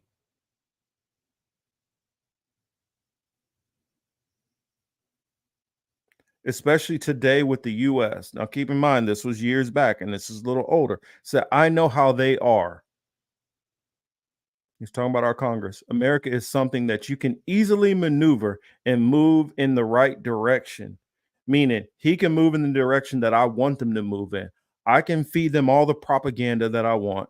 And that's the reason why I say he knows how they are. He knows that not only is the media going to be sympathetic to him, he knows that the media is going to tell them whatever I want to tell them, and they're going to run cover for me.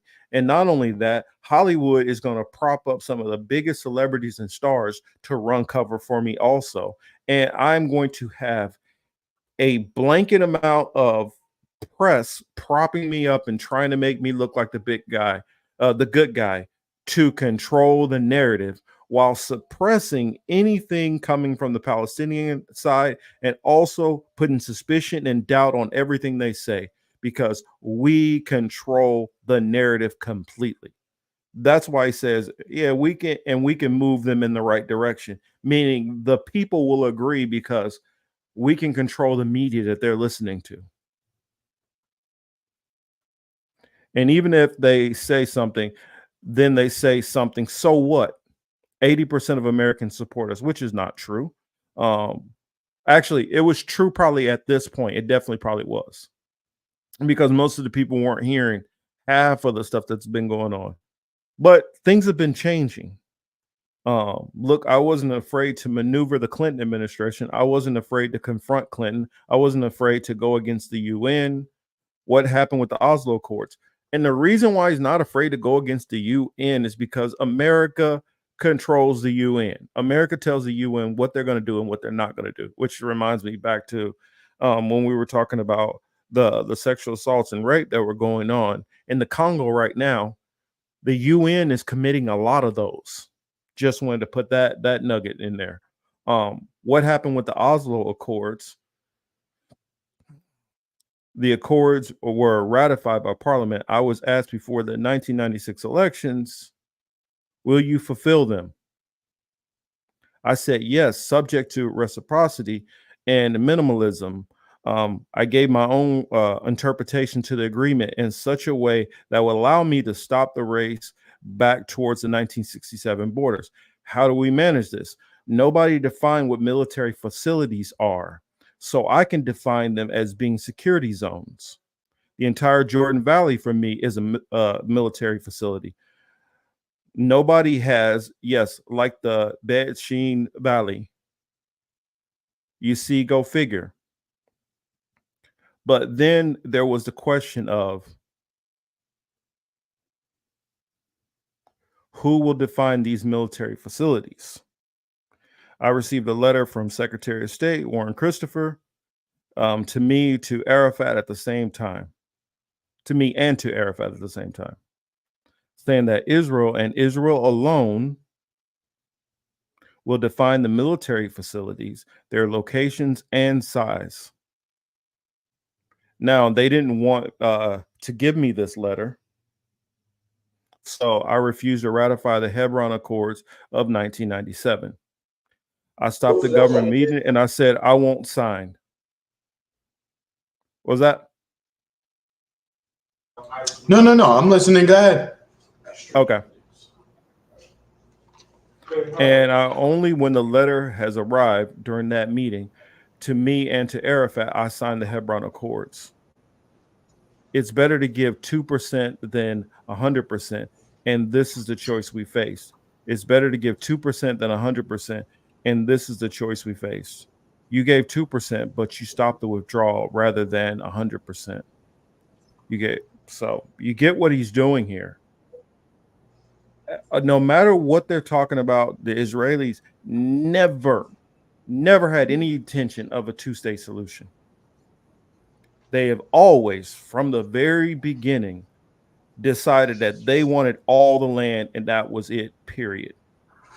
Well, they actually thought about a two-state solution, and this also plays into just not calling Israel like a Jewish only nation, right?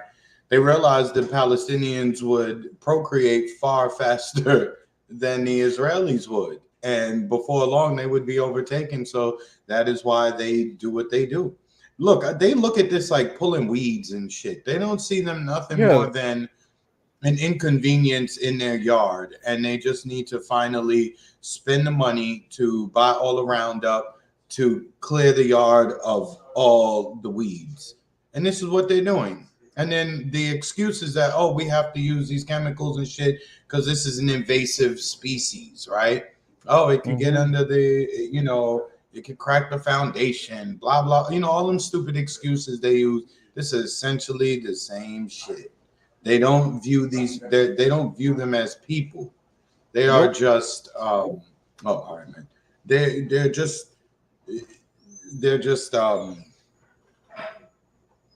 just cattle to be mowed, or grass rather, not cattle, because cattle has. Well, they call it mowing the lawn. Grass to be mowed, They literally call it mowing the lawn. Those are their words. They mow the lawn. Let's see. They've got so much of us in fear that we don't speak about this the way that we should. But like for instance, I saw in London earlier today on Twitter the size of their rally against Israel and in favor of the Palestinians. That was a massive rally. Lots of people out there. Of course, on the news, whatever. I don't know if it was Sky or one of their other networks, whatever. They had, of course, a pro-Zionist. Maybe it was an ambassador for Israel or something to that effect. but he said, you know, look, something to the effect of, you know, it's bothersome and troublesome to look out and see all of this support around the world for the Palestinians. These are evil, nasty dirtbags, more or less. That's what he called them. Like, and it's okay to say that. The things that you're allowed to say about Muslims and Palestinians now on American TV is crazy. You know, I do have to be honest and say they can't speak about black people like that. And when they do speak about us like that, it's heavily and highly coded. It's not blatant and direct as it is now. Marcus, you froze on me? Am I froze? Am I? Let me see. But yeah, I'm done. Go ahead. No. Beamworthy who said Esau didn't wait a minute. What are you, where did you get this? That's Beamworthy says, I was just saying Palestine is literally right where Philistine was, and a lot of people think it's where the name comes from. Yeah, it mean at the time of 70 AD. I saw that. Now Chris froze. You there? My back? Yeah, you froze. You back. Okay. Yeah, Beamworthy was saying, I was just saying Palestine is literally right where Philistine was, and a lot of people think it's where the name comes from. It is where the name comes from because the Romans, where the Romans pushed when the Romans the siege of 70 AD, they didn't just push the Israelites out of the land. It pushed everybody out of that area. I mean, not completely. There were still remnants of people who were left, but it pushed majority of the people out of that land. And then in 135 AD, you had the Bar Kokhba revolts, which pushed out like even more people. So it turned it into pretty much a wide open, vacant place where nobody was at. So the Philistines, the original Philistines, were not there anymore. Yeah, definitely. The Romans intentionally changed the name of the whole area of Israel, and that one area off to the side, which is where Gaza basically is. Let me pull up a map. Let's see. Now, this whole area, you guys, I don't know if you guys can see my trying to remember, I don't remember which way to make it big, but anyway, this part to the sea where Gaza is going up to the West Bank, all of that area was the Philistines area. I mean, they always had this area on that. Well, not always. They had that area on the coast. And they renamed that area well, actually not Palestine, Philistia, the Roman way. Well, later on, when the caliphates came through and they took that land, and this whole area was wide open, they just eventually the modern day Palestinians just spread throughout that whole area because it was wide open. And you still had remnants of the original Jews. Some of them were still there, very, very small amount. And you had Muslims who started moving into that area later on when you know, after the Umayyad Caliphate came through and started making people into Muslims.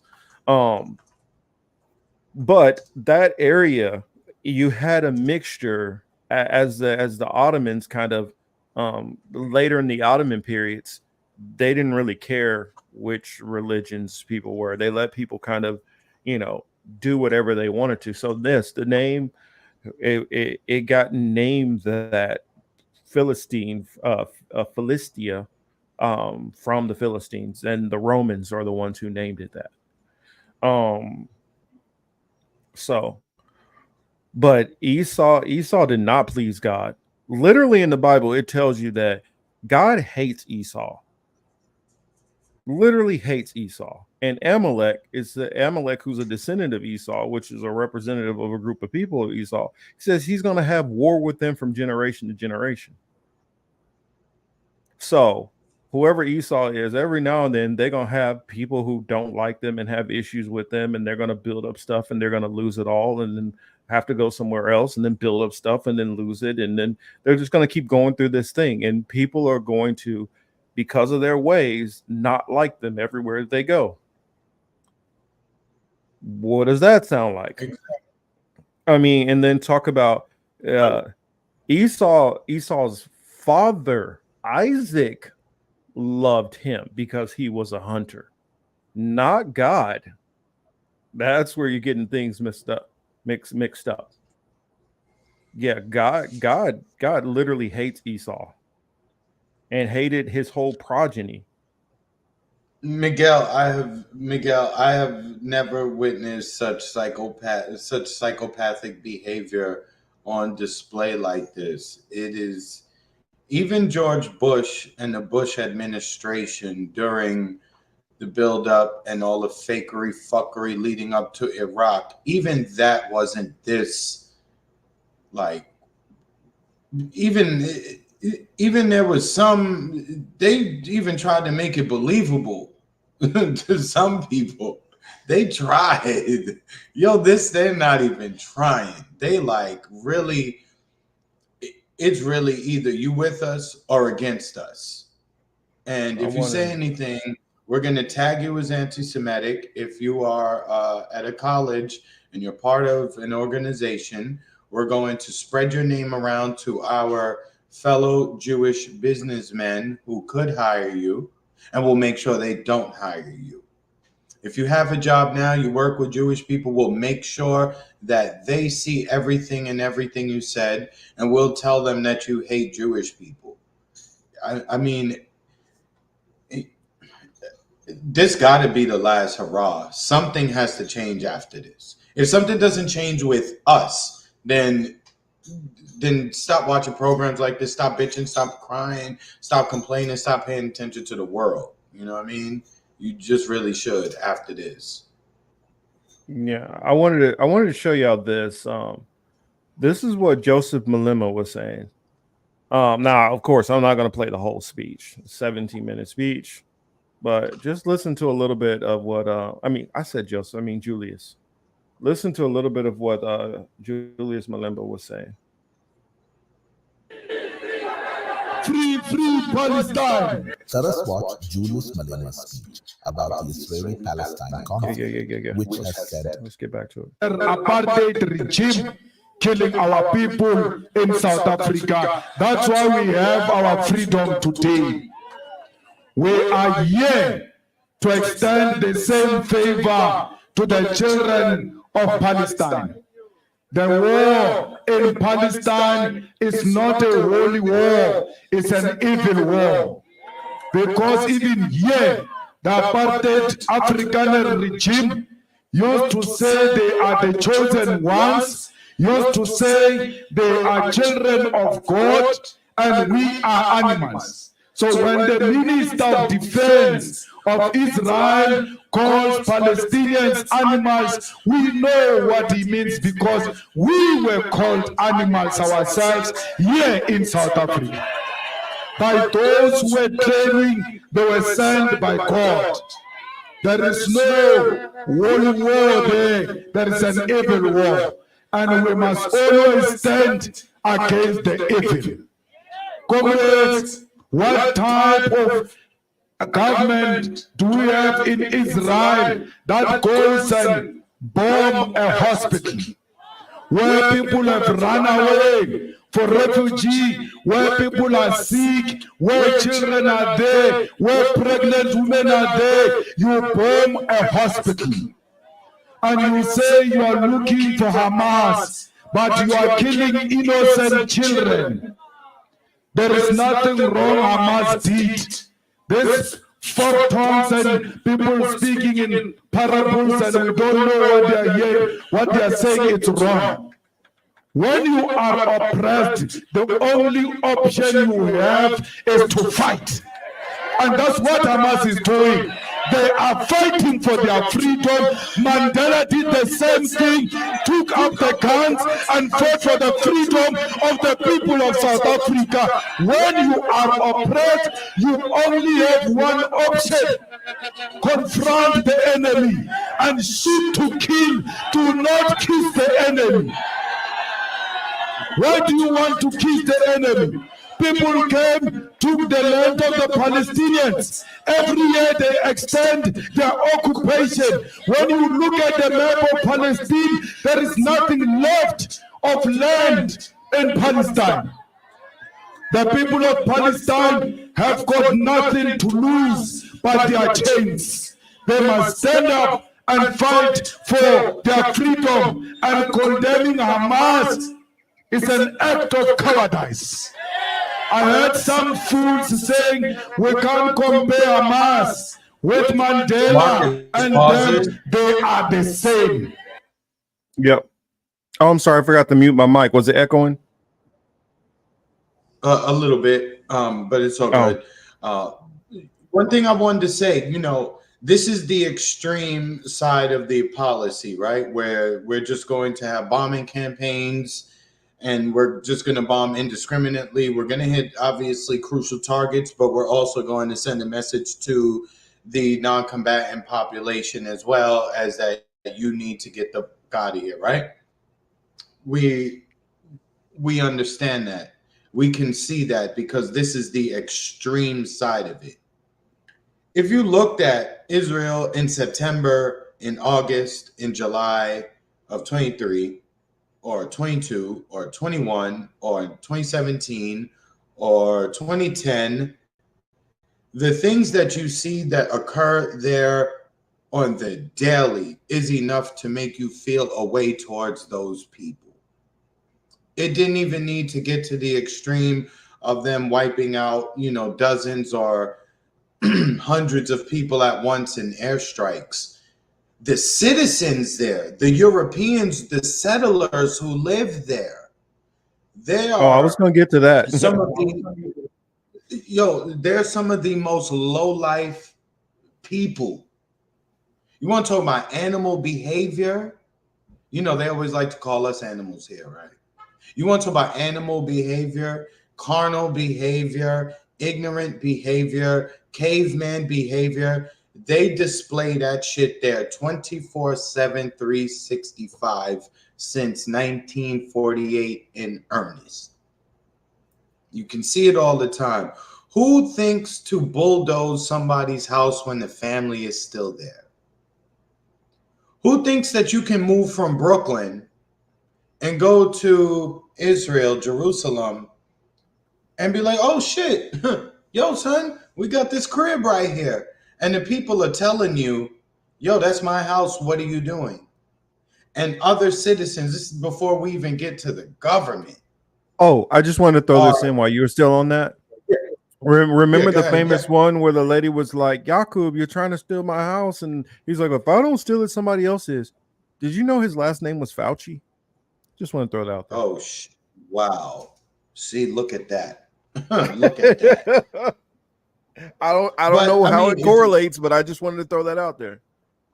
Yeah, if you see this shit every single day, if you are into geopolitics and you follow international news and stuff like that, you will see that these people live f***ed up already, and that's before it's raining bombs, right? So to think that this is the worst of what the Israelis can reap upon these people. Nah, man, they do worse to them almost every day. The bombs are probably easier to deal with, right? Oh shit, bomb is coming here, let me move.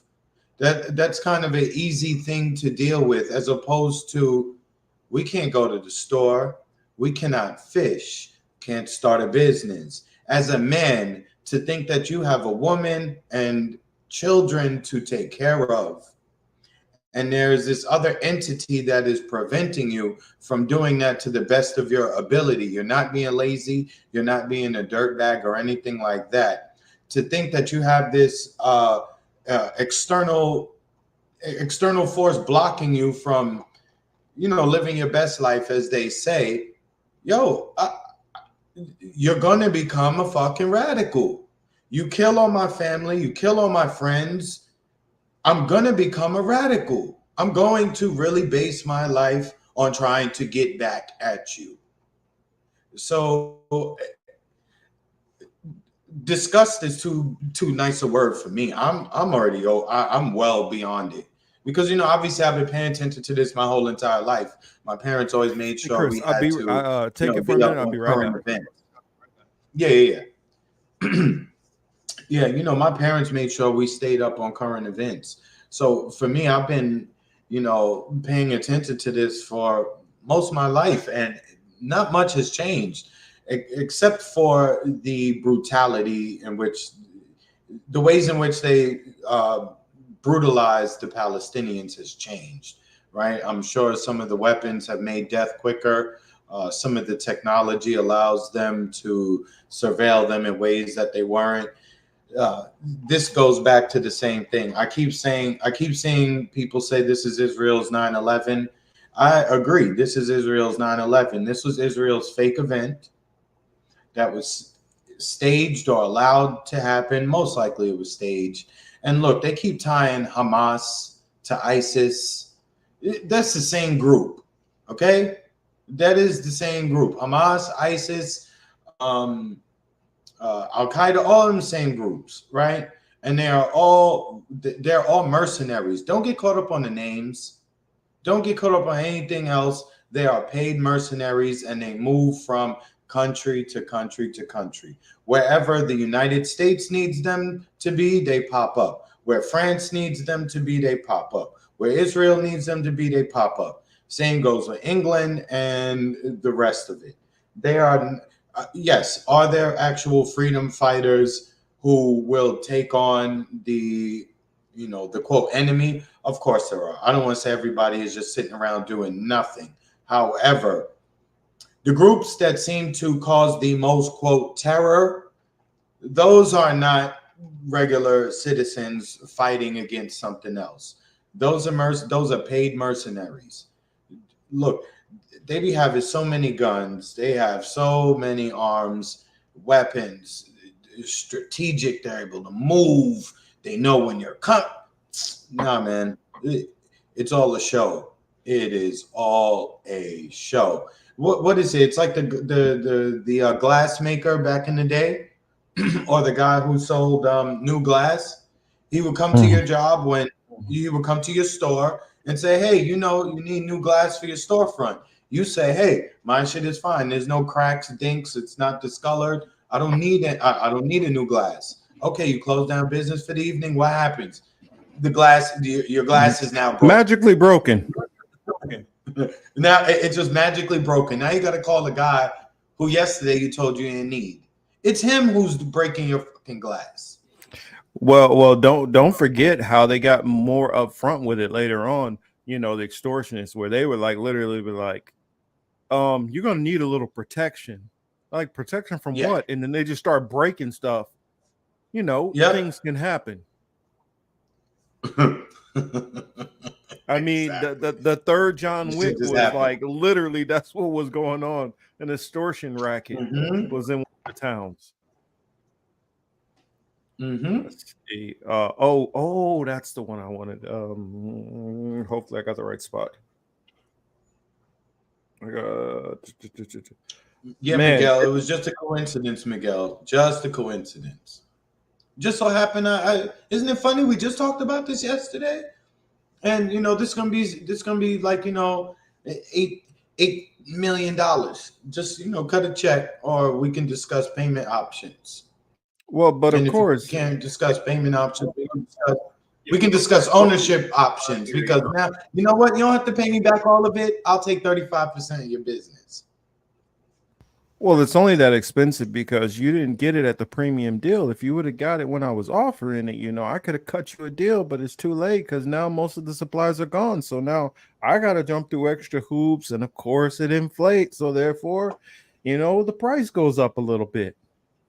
Damn. Yo, we was in the wrong business. I keep telling my mother, she should have pushed us into like politics or something else, kid, because yo, to just talk shit and get paid, Jesus Christ. Well, and then at the same time, you completely give up your soul. Yeah, of Because when course. you I mean, who wants his soul? What is soul? What is the soul and morals, kid? Like, what is that? Who needs those that things are shit? so overrated, right? Where you're gonna be poor and broke and living check to check. Fuck that. Let's see, where was my history? Or I guess I could just go to their channel. Oh, which one was that? I don't know if you guys have been what all you guys are tuned into, but of course I've been watching a whole lot on these topics, and let me pause that real quick. But useful idiots, Katie Halper, and between useful idiots and Katie Halper and the Gray Zone, it's been some really good interviews. Stuff. Wait a minute. Did I? Oh, I wanted to show. I wanted because we talked about the kibbutz, and something that I saw Yonina put in the chat reminded me of something. Where was it at? It's something that I saw that I was like, you know what? I need to remember to show that. Did I send it? Hopefully I sent it. Did I send it? Did I send it? Hopefully I did. Yeah, okay. Well,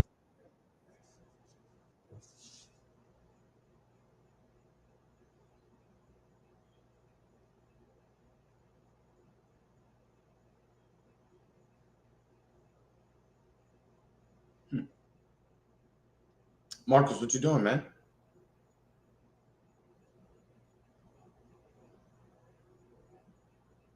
Marcus, can you hear me?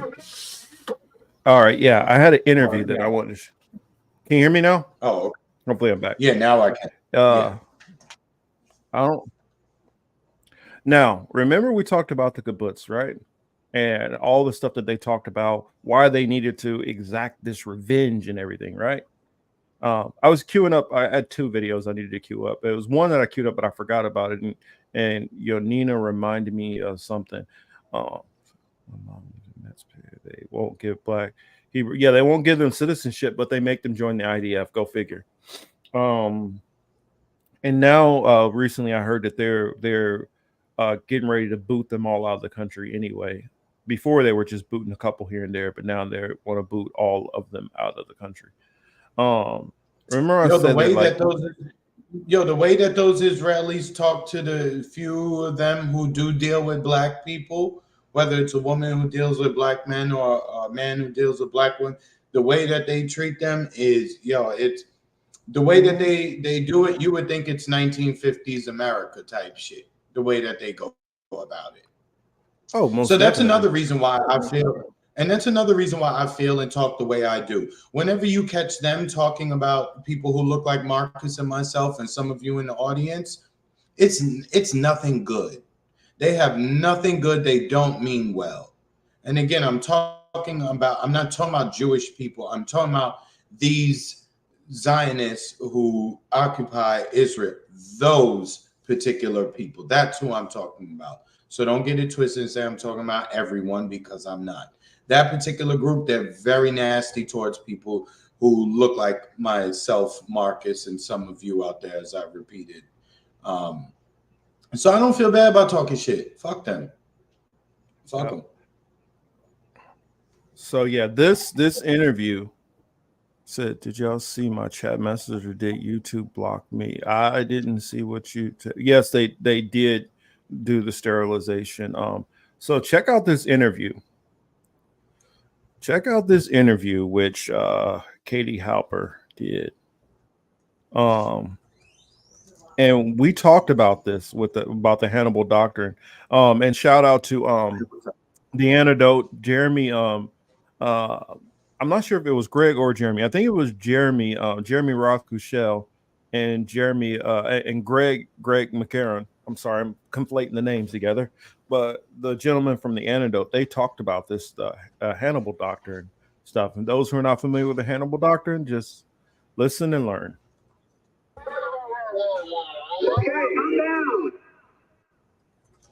So you have two articles that I just wanted to touch on that I think relate to what you're saying, because we've seen a simultaneous kind of caricature, cartoon villain representation of Hamas, and also at the same time, the big lie that everything that Israel does is because they want to protect their citizens and they want Jews to be safe. And you have two stories that I think kind of undermine both of those narratives. So let's start with the story that you guys did, you and David Sheen did, about Israeli forces allegedly shooting their own civilians, according to a kibbutz survivor. The story that Israel told the world and told its people is that on October 7th, Hamas fighters crossed into Israel with one purpose, which was to find and kill as many Jews as possible. And that's when we had the fake stories about beheaded Jewish babies, the completely unverified stories of rapes. Not one person has testified to that actually happening. And the fake story from Netanyahu of Jews being lined up over mass graves and machine gunned into them like the Nazis and their Ukrainian accomplices did at Babi Yar in Kiev during the Second World War. None of that has happened. But they say that 1,300 people were killed, and they say that Hamas killed all those people. Hamas has not denied that Israeli civilians were killed, but what they said is that we never targeted them. We never went with the purpose of killing Israeli civilians. And in fact, we had this testimony from an Israeli woman, Yasmin Porat. That's the story you just showed that I wrote with David Sheen, who gave an interview on Israeli state radio on October 15th, where she gave her account of what happened in Kibbutz Be'eri. She and her partner had escaped from this rave. And again, the Israeli stories about the rave are also quite questionable, but that's another point. She says, so we escaped from the rave when the rockets started coming over. She never says people were being machine gunned at the rave or anything like that. She says the Qassam rockets were coming over. So we escaped in the car to Kibbutz Be'eri. We found shelter in the home of a couple called Hadass and Adi Dagan. We hid there. I'm summarizing her story, but people can read it and listen to it. She gave this interview on Israel radio, and we have the whole audio with subtitles. People can listen to it themselves. So they found shelter at this house with this Israeli couple. Then the Palestinian fighters came. She said it was very frightening. They came. They found us in the safe room in the house. They took us to another house where 8 people were being held, and we were there. She said they treated us very humanely. They didn't lay a finger on us. They were, they gave us water. They were very, she says they treated us humanely. That's her word. And everything was calm. And she says they were asking them, like, where is the Israeli army? Where's the police? Because that's who they wanted to fight. The Hamas fighters were waiting for the Israeli forces to show up because that's who they came to fight. They didn't show up. So she said, the kidnappers told us, this is her, speaking, I'm paraphrasing, call the police and tell them that we're here with a bunch of Israeli civilians and they better come. And they actually told her, tell them that we have 40 people that we're holding, when there were in fact only 12 Israelis in that particular situation. Anyway, she says 2 hours later, the Israeli forces showed up and they started a gunfight. They just started shooting indiscriminately and even firing tank shells into the houses. And she says in the interview with the Israeli radio host that he says, so is it possible that our forces killed some of these people? She says, yes, undoubtedly. He asks her a second time, and she says, yes, that's what happened. She says that a lot of these people were killed. And people have to understand, Katie, that Israel has something called the Hannibal Doctrine. which says that if Israeli forces are seeing one of theirs being abducted, they have the right to use overwhelming force to kill the captors and the person who's being taken, the prisoner, because Israel doesn't want its enemies ever to have living Israelis as potential bargaining chips. Right. So they used the Hannibal doctrine. Now, Yasmin Porat was the clearest and one of the first testimonies, but now more and more are coming out, and our friends at Mondoweiss did a follow-up article where they highlighted some of these other testimonies, which, by the way, are all appearing in Israeli media in Hebrew.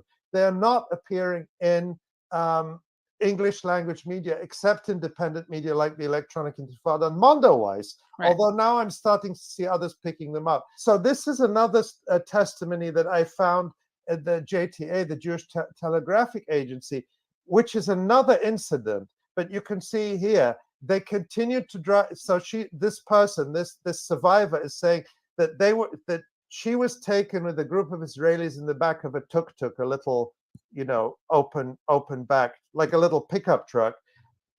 But she says they continued to drive with us in the back toward Gaza when an IDF helicopter appeared above us. At some point, the helicopter shot at the terrorists, the driver, and the others. There was screaming in the tuk-tuk.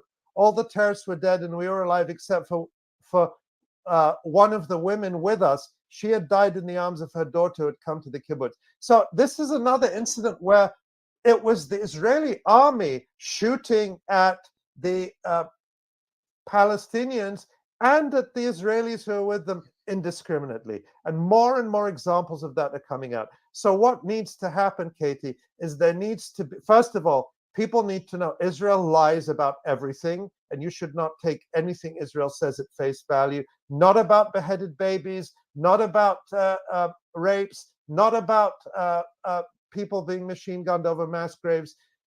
And there should be an independent inquiry, perhaps an international inquiry into exactly what happened on October 7th, because Israel is not telling the truth. But I don't think Israel will allow that because it's trying to push the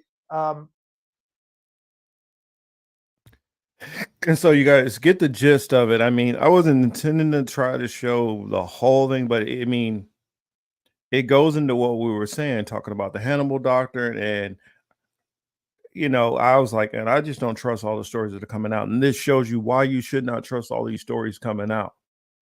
And this interview was literally blocked. And that's the reason why the people in Israel, you have a bunch of people who are rejecting and pushing back against the government, saying like, nah, y'all not, no. We don't support y'all. We still want answers. This is also, some people have alluded to, this is also probably why they don't want hostages coming home. I think the second part of his interview, they talk about where the older woman says that they were treated humanely and all that stuff like that. And this destroys the narrative that Hamas is so evil. If they're shown, like, I mean, they said, the woman said they had shampoo, they had women's feminine products, they had kosher food for them, they had everything set up and ready. And that also made me wonder, Marcus. Yeah. Most of the accounts you're hearing from the people who were at that concert or festival, whatever you want to call it, most of them said they were unable to get into their vehicles because the IDF or the Israeli security forces blocked off the roads. That is what prompted everyone to have to run into the open field that we, in the videos, a lot of us saw. A lot of them have come out to say the people who were doing the shooting was the IDF. It was the Israelis who were shooting everything. They're the ones who killed their own people. Yo, you had to sacrifice people to get Israel. That's what part of World War II boiled down as well. You're unable to make moves like this without sacrificing a significant amount of people. the United. See, now this is something else. I wasn't gonna say it, but this is another thing I don't see. And I tweeted this on Twitter. I tweet on Twitter, whatever. I posted this on Twitter and said like just 2 words: the purge. This is the purge. We don't have to wonder about like, yo, what would it be like? It's right here. It's right here. yeah, because I'm trying to remember. Well, that other interview, which I have that one, and I'm not sure. I think it's in a different part, which I'm not going to show that portion of it. So I'll just go ahead and say it. They talked about like how Chris talked about earlier. This reminded a whole lot of like the 1950s and time periods. 18th century. Yeah, 18th century. What Early he says in 19th there. century. And I'm glad that I'm not the only one in the chat that has seen this already. Copeland over on the Rockfin says interview with Ofer Kasif on Useful Idiots was historic, great. I 1000% agree. Gregory says, shouldn't the U.S. invade Israel for harboring terror? They should, but they're not going to because they're joined at the hip to them in multiple different ways. I mean, and I'll go into that. Remind me, and I'll get into why that would never happen. But oh, thank you, Pacheco Ron. Dropped a tip in there. A whole lot of coincidences don't make sense. Like I completely said that I do not get, for one, how they made it in there. I don't get some of these casualty numbers. So just a lot of stuff that's not making sense. And when you see like I remember Max Blumenthal was saying when he was over there, was it Max Blumenthal or was it Dan Cohen? I think it was Dan Cohen. Dan Cohen was saying that when he went over there and like the IDF would see his paperwork and know that he's Jewish, they would just look at him with disgust, like you traitor. And that kind of reminds me a whole lot of the 1950s whenever they'd see, any like a white woman with a black man or something like that, or vice versa. Whenever they would see that, and they would look at them as like a race traitor, or flat out they'd call them you nigger lover. And if you go back into some of these early chronicles, these white people had no problem with killing other white people if they decided to join with the so-called enemy. And here they even talked about some of these marches in Gaza. If you decided you want to marry, if a Jewish person decided they want to marry with a Palestinian, they treat them the same as if they were Palestinian. And so how they could take some of their own people and say, well, whatever, I don't care about them no more, they're collateral damage. I could definitely see that. And especially you take a lot of this Netanyahu government, which comes from the coalition with Naftali Bennett. And Naftali Bennett, I don't know how much of a believer, like as far as Judaism and all that and prophecy and all that Netanyahu really is. This lately is the first time I've really heard him start to speak about stuff like that. Maybe he can be converting more in his later age. But Naftali Bennett was definitely a Zionist fundamentalist, believed in Judaism and the Talmud, definitely. And a lot of his government believed that way too. Yeah, Marcus, I keep saying that this is a mask off moment. They're not even trying to hide their goals and their aims behind pretty words and pretty phrases, and they're straight out telling you what it is. They are being very direct. That's probably the only thing about this entire shit that I do appreciate, is the fact that they are being quite clear, very succinct, very detailed about what it is they want to do. They're not playing we want to free hearts and minds shit. They're telling you, no, these people are animals. They're a virus. We need to clear it out. And we're the vaccine. That is pretty much what they're that is what they're doing. We see it. You're watching it. It's in our face. But this is what I've told people repeatedly. That's why I say you don't have to believe anything that I believe or what anybody else believes, but you do need to know what the people who are pulling and have a major stake in what is going on in the world, what they believe. If you do not understand what they truly believe and what their goals are pushing towards, then you're going to miss a lot of this analysis. And that's one thing which I say about a lot of the people in alternative media. Ones who I feel that they even get a lot of this stuff. I feel like this is why they're missing certain things. And you know what? They can't believe that a lot of people feel the way they do. You know what? It further confirms how I feel. Most of us do not like bullies. Most of us see bullying. It's universal. Yes. You don't have to think it. You don't have to learn it through your religion, through your education. You just look at something and just know, like, damn, dog, that shit is not cool. That shit is just not cool. Again, when we see women being assaulted by men, it makes most of us feel away, right? Unless there's extenuating circumstances, most of us, when we see a man doing something physical to a woman, it makes you feel away, right? It makes you feel like, damn, dog, you didn't. I wish you would have thought differently. I wish you would have moved different. You know, things of that nature, right? This is like that times a trillion. Like, we're watching it and they're lying to us about what's going on. Oh, they stole from us. No, dog, you had all your shit locked up. Your shit was surrounded by like top flight security of the world, Craig. Ain't nobody breaking into your store to steal nothing, but you punishing these people telling me they stole something? Nah, nigga, you lying.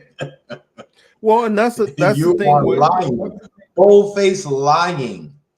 That's one of the big issues which I have with the rabbis. Marcus, they're literally telling everybody that these Palestinians are their ancient enemies that they've been fighting for centuries. That is a fucking lie. These are not the same people. These are not people you've been fighting for centuries.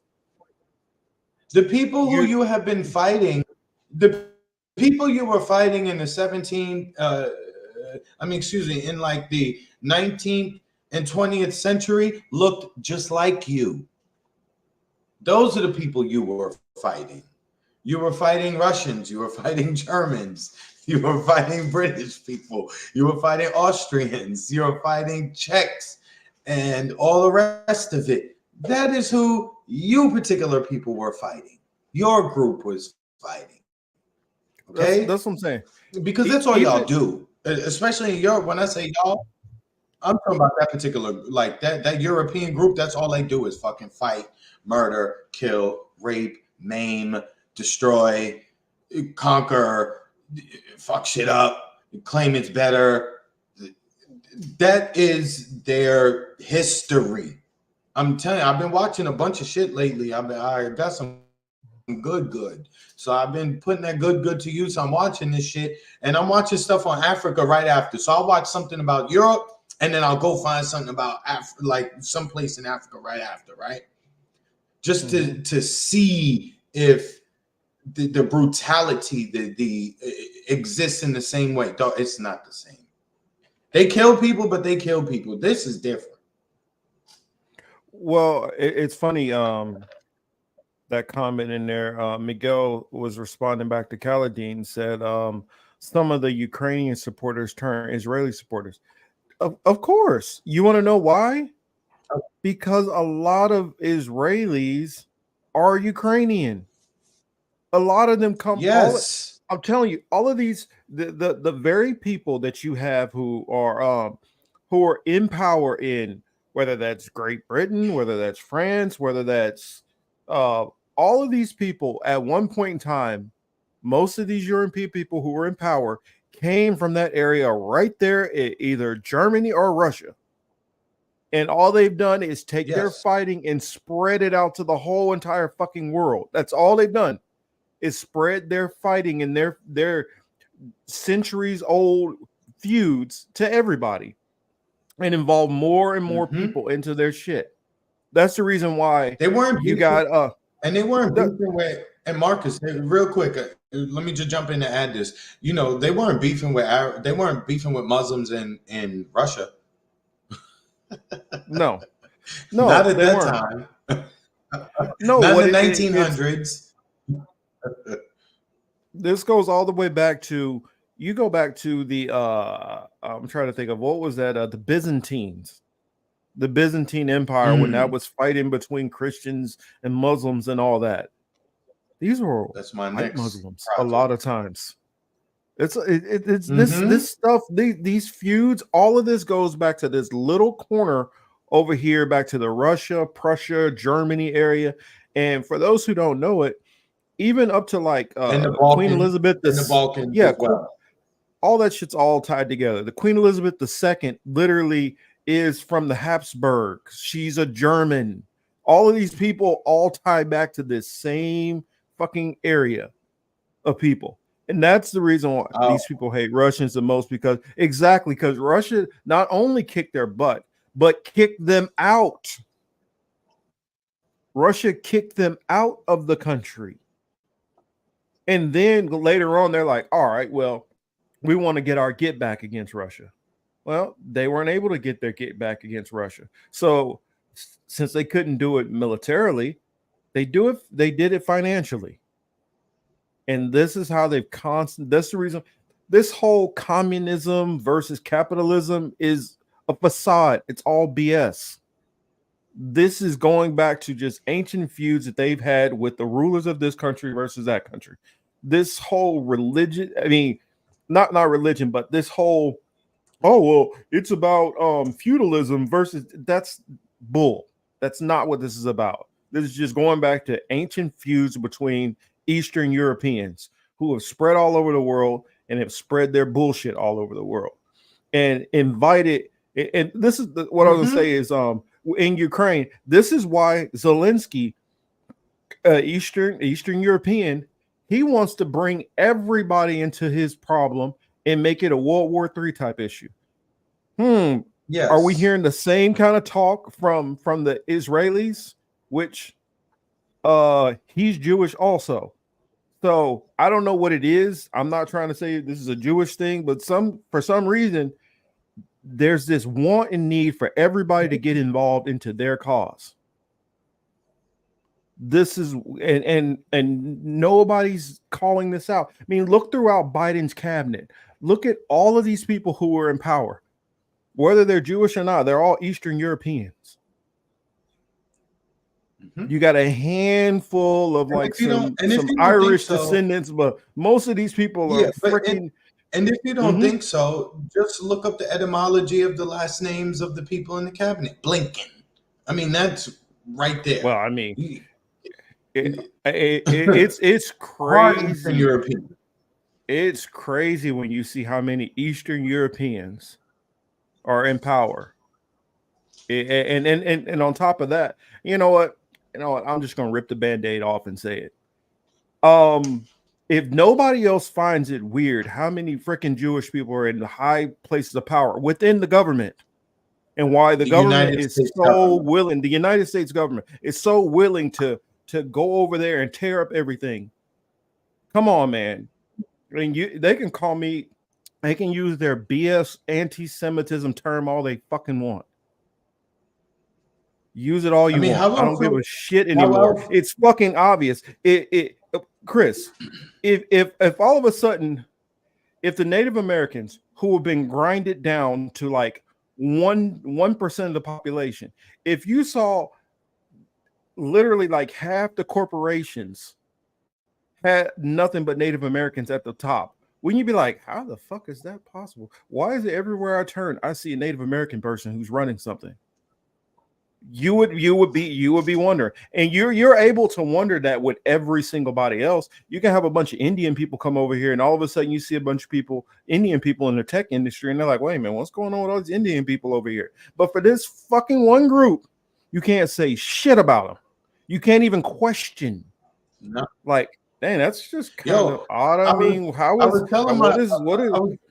What's the science behind this? How is this? I mean, or do y'all just are so brilliant that you all just somehow just rise up to these positions and you're just so much more talented than everybody? Or is there something more going on? You're not even allowed to ask the question. Think about that, people. You're not even, Marcus, forget a question. You're not even allowed to speak of the good that they do. If you say, yo, they're very industrious people, they're very good with money, pause. You can't say that either. You can't say that, you know, you guys are really good with technology and Hollywood. You guys run it. Pause. You can't say that. It's offensive. I didn't even say anything bad or try to say anything bad. I said you're good with money and you guys are great at writing and making movies. And you can't say that without somebody coming at you, like asking you if you mean something derogatory by it. That should tell you right there, even when you speak well of them, that it creates an issue. Yeah, I was gonna say to give Yonina a little correction there. Khazari was actually not Germany. It was a part of Russia crossing Ukraine. Into yeah. It's basically like where modern day Ukraine is, like sits right on the border of Turkey. That's right, Kat. Yeah. How AIPAC isn't classified as a foreign entity. U.S. politics tells you everything about how influenced our government is, tells you everything. And see, here's the thing. This is where that issue, that the problem which has been plaguing this group of people over and over and over. You roll into an area, you already have a little bit of money and wealth, and you guys work as a team. That's great to rise in power, but then you start forcing everybody to have to be on your terms. And what's happened throughout history, before you know, the man named Adolf with the little mustache, before him, all the other countries were like, yes, I get it, man. They treated you, that was messed up how they treated you over there. You can come in here, you could stay with me. And then after a while, like, yo, bro, you got to get the fuck out of here. Y'all doing too much. And then it repeatedly, nation after nation after nation, they didn't go and harm you, but every nation would say, you know what, that's messed up what they did. You can come and stay with me. And then they would say, nah, I know I said you can stay here, but you're doing too much. You got to leave. And I've been always told, if you keep the same thing keeps happening to you over and over and over, it's like if you met a girl, and I did meet a girl who had been engaged like 8 times before she was 25, from 18 to 25, she'd been engaged like 8 times and couldn't get married. Would you still believe that it's always the guy? Or would you start to wonder, like, what is wrong with this girl that she can find somebody to fall in love with her, want to marry her, and then pump the brakes at the last minute, like, nah, that's too much. I've had enough of you. And that to happen repeatedly over and over and over. But you never question that girl. You never be like, what the fuck are you doing? There's nothing that you're doing that's pissing people off.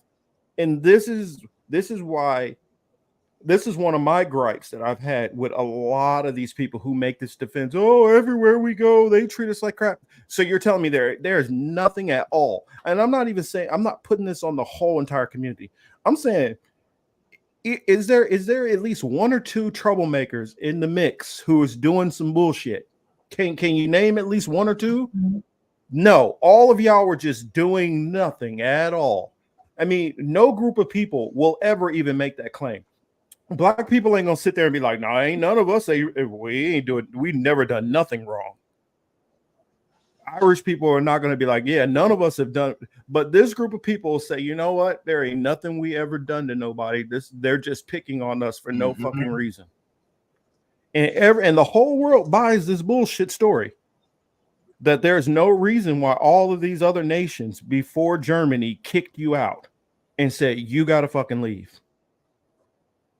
Now, is every time that they were just being mean to you? Some of it could have been they were being a little mean to you or being unfair, but there's something you're doing in there. There is some blame that you are not telling the whole story. And this is what we go into now with modern day Zionists not telling the full picture, lying about things, being deceptive, hiding information. Like this right now, we just put about the story where, okay, the Hannibal doctrine, where they'll take out their own damn people. Y'all not telling people that. And then you want us to, Netanyahu will be on well, his person sent out something saying, yeah, we bombed this hospital, and then turn right around and tell everybody, well, why do you guys always think it's us? Because one of your guys, I know you guys deleted it, but you already admitted to it. Now you're gonna say, no, well, I mean, I know we admitted to it, but no, I mean, that was an accident. You accidentally admitted to blowing up a hospital and then turn around, and then we're supposed to just believe you when you've told us two different stories, but ignore the people who were telling us, nah, we didn't do this. Yeah, Samson Opson is pretty scary. What else did I have? Oh, that's, let's not get too, I got a little bit more. I got a little bit more in here for y'all. I got a couple more videos before we get to some stuff that can lighten the mood a little bit. Because my blood pressure's not my blood pressure. I'm fine. But my anger towards some of this nonsense.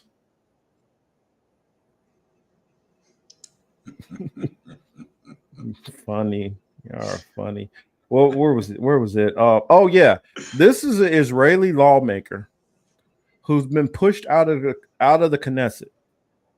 And for those who don't know, the Knesset is the Israeli government. He is a proud socialist, and he works in their version of the House of Representatives and the Senate. Yeah, and he works in a coalition with Arabs, and they're trying to kind of work out, they're trying to work and smooth this stuff out. This guy right here, he'll say, no, Hamas is horrible, blah, blah, blah, blah, blah. Yes, I'm fighting for the Israeli people. I'm fighting for the state of Israel. I mean, he's kind of like what you would call a soft Zionist who doesn't want any kind of bloodshed or all that and willing to work on a two-state solution. But listen to what he has to say, because right now he's currently on suspension. They booted him out.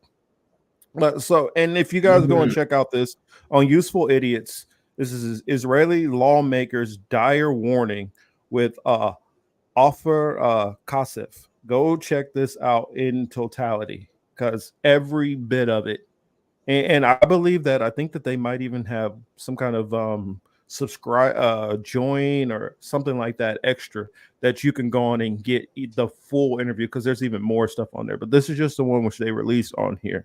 So I went to this particular point so that you guys can learn about this lawmaker and what he wants to do, because this honestly to me looks kind of like what's happening. Now keep in mind, when everybody talks about Netanyahu, how horrible he is, keep in mind there are people far worse than Netanyahu behind him. Netanyahu is the moderate compared to these people who are behind him. If it was up to them, they would be dropping tactical nukes already. But let's play. To annex all occupied Palestinian territories, primarily the West Bank. Now he's talking about Gaza, by the way. He's talking quite explicitly about occupying Gaza Strip as a whole, driving out Palestinians and establishing Jewish settlements. So anyway, in this plan, the first point was that Israel has to annex the occupied Palestinian put the video back up. Let me back it up too a little bit, because oh, that's right, I don't have it up. Let me back it up a little bit too, so you guys can hear the guy's name who he mentions. What is his name? I'm trying to remember. What is it? Bazal, something like, I gotta, what was this? I have the article. Well, I'm going to read the article, or just pull it up so you guys can see who the heck this guy is. and show you where you can find the article about what he's talking about, because he tells you guys you can find it online. Let's hop back into it, and I'll back it up just a little bit so you guys can hear the name of the guy, and I guess I'll put the subtitles on too.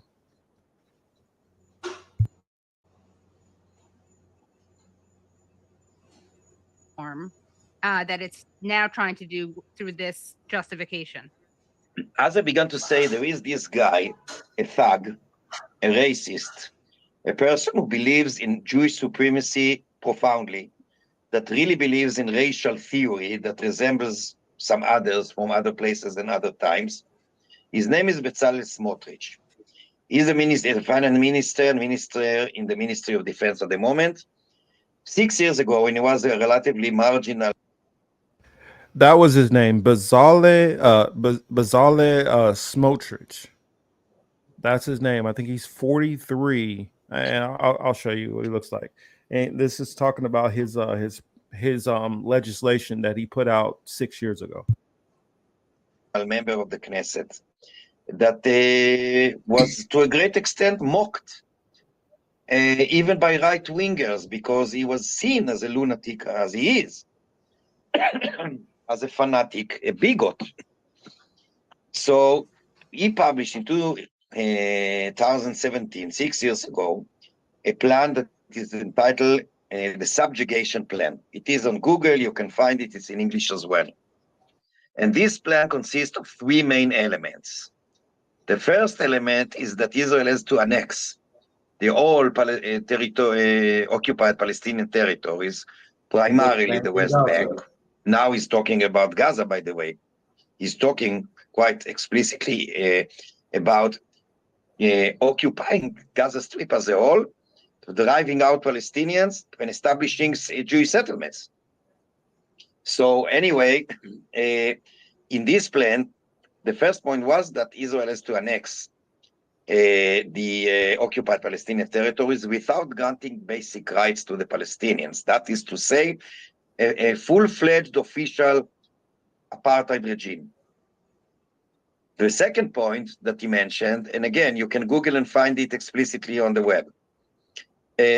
Second point of his was that those Palestinians who are not going to be ready to live as subjects, that is no citizens, but subjects, subjugated, those who are not going to accept that are going to be expelled out of the homeland. And third, those Palestinians who are going to resist to this destiny of theirs as subjects are going to be killed. This is a plan that this fascist government, headed by Netanyahu, Ben-Gvir, Smotrich, and other thugs, this plan is something that the government from the very beginning wanted to realize, at least, if not in full, at least partly. And the so-called judicial reform, which again, I prefer to call it a coup d'etat, was the means for that. It wasn't the end. It is a mistake to concentrate on the coup that the government tried to pursue and refer to this coup as if that was the end of the government. That was the means. Why that was the means? Because the one bulwark or obstacle to realize the subjugation plan was the Supreme Court and the judicial system in general, with some other elements like the media, like public opinion, civil society organizations, etc. So the real end or the real goal of this coup was to eliminate the independence of the judicial system, to subjugate the Supreme Courts primarily to the government, to also undermine the independence of the media, and to seriously attack the basic civil rights of the citizens, and by that, to remove the obstacles or the hindrances on the way to realize the subjugation plan. Once they failed, thanks to the protest, they needed an alternative under which they can pursue the very same plan. What is the best in a society like Israel, which is in under continuous threat, sometimes imaginary one, sometimes a real one, doesn't matter for our discussion at the moment. What is because what it's real been and proven imaginary. in 75 years as a Yeah, exactly. I mean that's I mean, good point. And I could stop it there. I mean, you guys can go and check out the rest of this on Useful Idiots. They've been doing. I mean, between Katie, Aaron Mate, Max, and I'll even throw in Norm Finkelstein on this. They have been doing a great job, and I can't forget the antidote. They do great work also, and they've been doing great work on this before this stuff even got going. So those are a handful of Jewish people that I just want to in particularly shout out, that they have been calling this out and been against this nonsense that's been going on. And I've seen more people, but there needs to be everybody needs to be calling this shit out. They always get branded as fake Jews, right? Finkelstein in particular, Norman, he's made Dershowitz look stupid on a couple of occasions. Dude, they literally said this about Karl Marx when Karl Marx was calling out a lot of the early Zionist crap that was going on in the bankers and all that shit. Karl Marx was calling that out, and they were calling him a self-hating Jew back then. So this ain't something new. This has always been a fight. Jewish people, a handful, a chunk of Jewish people, and I'll throw in Dan Cohen also. Handful of Jewish people who have been calling out these powerful Jewish elites who have been doing a lot of this horrendous shit, and because that the powerful ones had control of the narrative, they've been always able to spin it and then call all the rest of them, they're just self-hating Jews. And once you tag them as that you don't need to do anything else to them, for them, with them. You know what I mean? If something happens to them, too bad. I'm not going to do it, but if something happens to them, too bad. That's the position they take, right? Yeah, Street says so. This dude is Israeli. Yeah, he's literally in their government.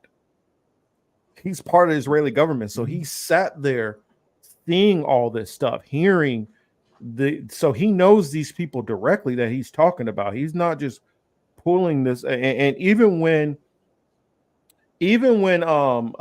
later on Aaron starts to ask some questions, he still is even resistant to some of the stuff that's being pulled out. And it's a right-wing newspaper in Israel who's calling out some of this stuff, and he's still resistant. So I'm telling you, even some of the people over there who are calling it out, they're still even having a hard time accepting the gravity of how far some of their own countrymen will go to achieve their objectives. Yeah, I mean, it's sick how far some of these people will go. But and let me share. This is, let's see. I got one more brutal one that kind of drag you guys through. Brutal reality check, and then we can go on to something that's a little bit more lighthearted to get ready to close up the show. Let's see. But remember, I told you guys about Evie Anita. She does some great content. This girl right here has been going like viral every 5 minutes. Everything she posts, because she's a ultra Zionist, like one of these horrible type of people. Yeah, relishing in the death and carnage. I've only listened to probably about 4 seconds worth of video from this person here, but I have seen this page, this person, like retweeted on a lot of shit. But who I see is retweeting it. What's that fat, ugly Chinese looking dude name? I hate him. Yeah, I know what you're talking about. The Something Ian Dong, Ian Gray, Ian Rank or Ian Dong or something Chong. like that. Here, Yeah, I'll be that right pussy. back again. I be seeing him. Yeah, I be seeing him, and then there's another Asian dude too. I can't remember his name, but they always sucking off Israel and posting shit like this. Marcus, yeah, that's his name, Chris. Thank you. See, so you know exactly who I was talking about. I don't always say stuff to them. Every once in a while, I do. I mean, I understand what their job is, what their duties are, is to bring about engagement, say things that will inflame people and get them emotionally worked up so that they can spend even more time on that app, so they can possibly purchase something from one of the ads that they allow to populate their app. But with that being said, Ian Miles Chong, whack. There's another Asian one too. He's whack. Jason Whitlock, all of them, man. All of them. I don't know how much longer Marcus will be, but I will just say everything that we are all witnessing is similar to what the European powers did on this side of the world when they first got here. The difference between then and now is that we have the technology to actually see what is happening and to be able to feel through the images and videos the pain, the hopelessness of the Palestinian people. We are seeing this in real time, and it's damaging to the soul, because you're not supposed to see images like this outside of a natural disaster, right? If a hurricane hit, an earthquake hit, tsunami, something to that effect, and we saw a bunch of dead younger people, it would bother us, but it doesn't bother us like this, because what we're witnessing is some bully shit. And at some point in time with this bully in particular, I think I'm going to make sure I live long enough to make sure I see when they get punched in their face. Sorry, Marcus, go ahead. All right, hold on 1 second. I'll get this one. Oh, that's right. Oh, I already got TikTok muted. So I got a couple. I'm gonna show a little bit of this, and then I got some TikToks to show you guys that are hilarious. That way we'll wrap up talking about the draft. So let me start it. Yeah.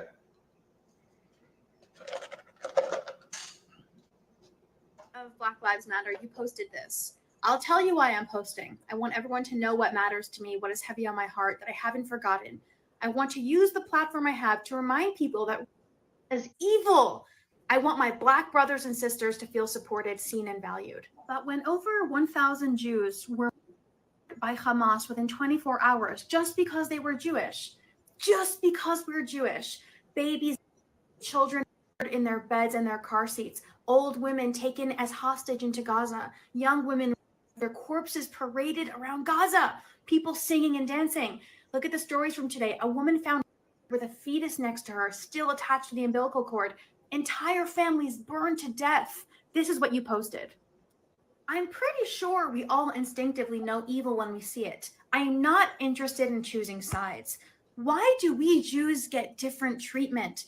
Why can't people identify or label evil when that evil attacks Jews? Jewish lives matter too, and we must call out evil wherever we see it, no matter how much it affects our sales, our popularity, our likes and follows. Hamas is evil. They are ISIS. We must take sides with the innocent civilians who were butchered this weekend. I think you're forgetting something. Justin Bieber actually did post, and what he did post was praying for Israel.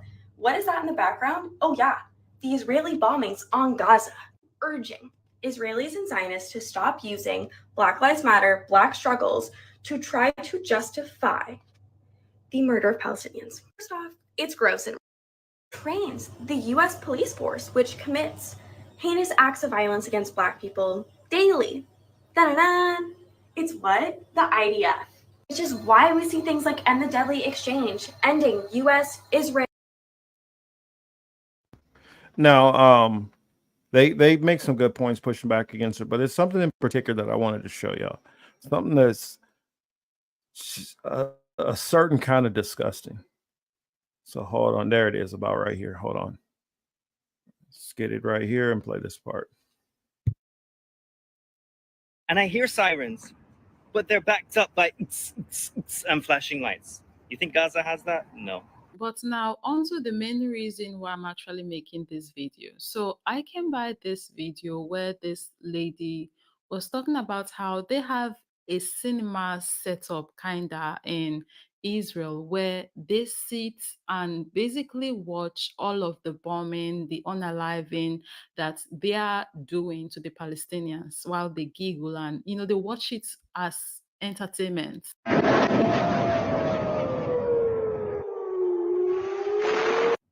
Do you know that they actually have an area where they sit and watch the bombings? Like, it's entertainment for them. So I looked up this place on Google, Siderot Cinema, and it's actually a thing. If you go on there, you would even find pictures of them sitting on chairs on the hill there and watching the bombings and all of the calamities that are befalling the Palestinians. And it also reminds me of those pictures we see, those old pictures we see online of them and how we see these white folks gather around watching with smiles on their faces. That's the energy. That's the energy I'm getting from this. And it makes me very uncomfortable. This is wickedness in high places. And I mean that, no pun intended, right now. I'm actually being very serious. Sderot Cinema, a term for Israeli settlers bringing chairs to hilltop in Sderot to watch latest missiles hitting Gaza. Clapping when blasts are heard. Because that's what it means to be sociologically pathological. In your neo-colonialism, you enjoy the demise of those you are colonizing, those you are eradicating in order to gain land and resources. That pink skin better be sunburned. On top of all the birds and the animals seen taking down your flags, the fact that you... But that's the part that I wanted to show you in particular. This theater, they're literally sitting outside, basically on a ridge top, and just getting enjoyment out of watching death and destruction.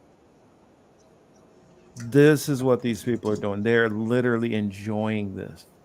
This is one. Remember I said earlier about the bloodlust that these people have? They're not worried about Hamas. They're happy it's happening to Palestinians in general.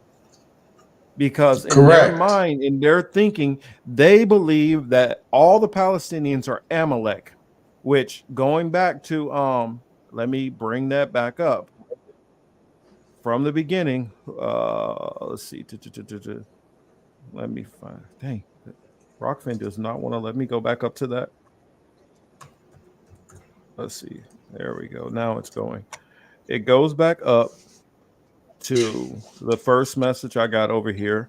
And this was before the show started. Netanyahu calling for IDF to remember what Amalek has done to you, says our Holy Bible. Who is Amalek? They refer to the Palestinians as Amalek. Now go and smite Amalek and utterly destroy all they have and spare them not, but slay both man and woman, infant and suckling, ox and sheep, camel and donkey. This is why they're happy. They believe they're fulfilling this to create this mass genocide because they have deemed these people to be Amalek when they have literally no proof and evidence of that. But because their rabbis have lied to them and brainwashed them into this hatred that they have, I'm telling you, they're leading all of these people straight to damnation. And they're earning their damnation.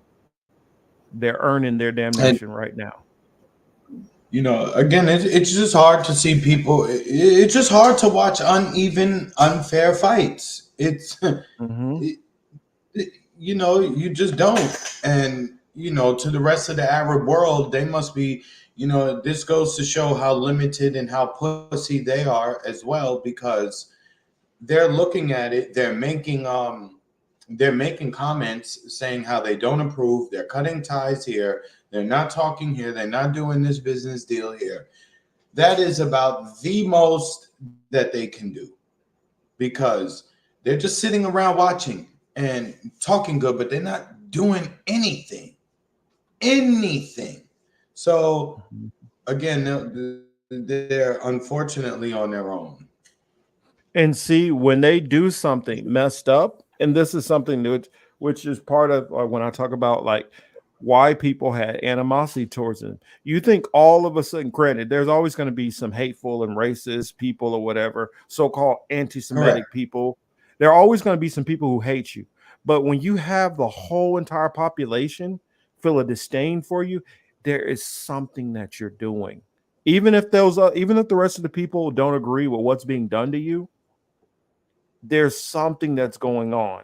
You cannot play this game of, I don't know why they would do this.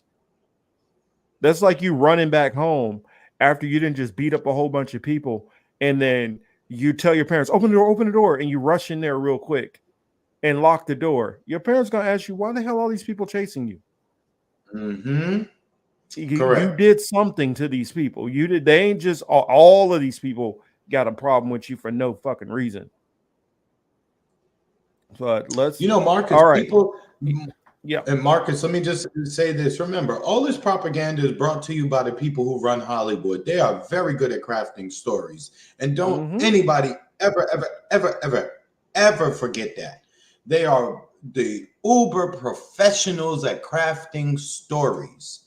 Don't forget that. And that was it, Mark. I'm lining up a little bit of humor to end the show off. So, a story came out a couple months back about China building up their draft, and that led to TikTokers, especially now. I was kind of alerted to the whole TikTokers and the whole draft thing by Redacted. Now, of course, I didn't really like Redacted's angle on it. They're making it like all these millennials are Biden supporters, and this is what you get for who you vote for. And it didn't matter if it would have been Biden or Trump. This shit was coming regardless. I mean, in fact, if you really think about Trump and attacking Soleimani, and then also moving the embassy to Jerusalem, this fed into a lot of it, and him endorsing the settlements in Golan Heights, that fed into it. So Redacted, I like some of the stuff they do, but you can tell that they still stuck to a little bit of their Republican. They can't kick all the Republican BS that's been fed into their head over the years. So they still want to go back to this two-party dynamic. But either way, both of the parties are completely sold out to the Zionists. Both parties. So it didn't matter if you voted for Biden or Trump. This is what's coming. Marcus, the new Speaker of the House, I don't remember his name, Michael Johnson or whatever the fuck his name is. Did you watch him speak the other day by chance? I know what they said about him.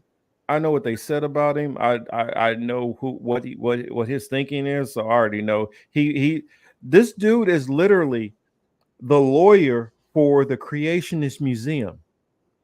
For those who don't know what I'm talking about, when they had the whole Noah's Ark Museum and all that, he's the guy. So I know he's an ultra fundamentalist Christian evangelical. Oh shit! What's the spill? Mark. Oh no! I knocked down my damn keyboard and my mouse. That boy faded. With that being said, Marcus, the new Speaker of the House, he came out, he introduced himself, etc., etc. He gets up on there. He said, the first thing I'm going to do is write some legislation to let the world know we stand with Israel. Of course. The Speaker of the House of Representatives for the United States said the first thing he's going to do The first thing is to craft legislation that will benefit the country of Israel. People, I guess you guys like being asleep and shit like that, because if you hear that and who said that, that should be extremely problematic. But everyone is so asleep claiming they woke, that shit flew right over homeboy head. Well, I mean, any evangelical is a hardcore Zionist. I mean, that's everybody. When they think Zionist, they think Jewish. That's the reason why. Oh, you're being anti-Semitic when you say Zionist. No, a lot of dumbass Christians are Zionists. In fact, most Zionists are Christians. They're the ones who are sending all of your. They're the ones who are sending a big chunk of your tithe money that every Sunday you're giving. They're sending a big chunk of that to Israel. So you're in turn actually funding part of this, more than likely through your church sending money to these people, believing that they're the people of the book. So I mean, I just want to put that in there because I know a lot, especially Black Christians. I hate to ride on my people like this, but Black Christians a lot of times are the most lowest information on this stuff. They don't connect no damn dots to nothing. They are so stuck in just their faith alone that let's not bring any intelligence or common sense. Let's not try to figure nothing out. Well, I mean, the Lord works in mysterious ways. That's all I need to know. And it's like you guys are just allowing yourself to be just manipulated because you willful cognitive dissonance. So, Marcus is stupid. I'm sorry, man. Some of the stuff, man, I look back at it when I start researching, especially when I read it, because I know the pastors are full of shit. And there are so many pastors which are leading people into becoming atheists because a pastor is so full of shit. The Bible is one of the most true. And I put it this way. Even let's say you don't believe in the whole God part and prophecies and miracles. There's so much damn history in the Bible that can be backed up and confirmed when you match that up with history of other societies. There's so much secular information in there. It talks about Alexander the Great in the Bible. It talks about Hannibal of Carthage in the Bible. It talks about Xerxes from Persia in the Bible. I mean, come on. It talks about Pontius Pilate, who was a real person. It talks about I'm trying to remember the governor which destroyed after 70 AD and went to the city of Pompeii. It talks about all of these things. In fact, the site which they've just found of the nation of Moab, you would only know about that because it's in the Bible. People didn't think that was real. That's where they got the Moabite stone and start being able to decode different languages, because the Bible was the only thing that talked about it. And then archaeology is what found it and confirmed it. There's so much stuff that's been confirmed through archaeology that the Bible talked about that you didn't see anywhere else. And so if you just took that bit from a secular historical standpoint, there is so much valuable information in there. What happens is you got so many pastors that don't know they ass from a hole in the ground, who should not be in front of a congregation, who are twisting and making up whatever the hell they want to. And they're having people with common sense to see through that bullshit and be like, you know what? I'll push it all back. I'm going to toss it all back because I can't trust nothing none of you motherfuckers are saying. And that is the problem. That's the reason why it talks about the pastors. Y'all gonna get it. A lot of y'all gonna get it way worse than anybody else. Y'all thinking Jeffrey Dahmer and all these people gonna get it. Y'all gonna get it the worst because y'all are the ones feeding. Because they're the ones. BS. They're the ones pretending. They're the ones pretending to help deliver salvation. That's why. Yep. They're the ones who gonna get it the worst. But let's go the TikTokers and the Gen Z. Kaladin said who's Leopold? I guess missed that first part about the Congo. Leopold II, he ran a massive genocide in Congo, killing on record at least 15 million. So let's get so the redacted talked about this, so I had to go into Hispanic Catholics or so. Oh my gosh, they are. Oh, they're fucking more brainwashed than anybody else because of their. So many of them want to be white so fucking bad that they kissing up to the white evangelicals' ass. So don't get me on the tangent. We're gonna get this. We're gonna finish this so we can get ready to wrap up. But I'm gonna show these kind of in a particular order, kind of saving the funniest one for last. But this is some of the stuff that some of these millennials are talking about on if they are drafted, then yes, exactly, coconuts. I grabbed a couple because I wanted to mix it up. I didn't want it all to be white people. But here we go. This one's one of the first ones, and I bet you it's gonna be a lot of women listening to this one. Let me like, oh, for real? The draft coming around? Bet it's time to do this. This is her. Even if they draft me, I ain't going. And this is her response to that. To the women being drafted problem. And if you're a woman ages 18 to 24, you need to listen to this.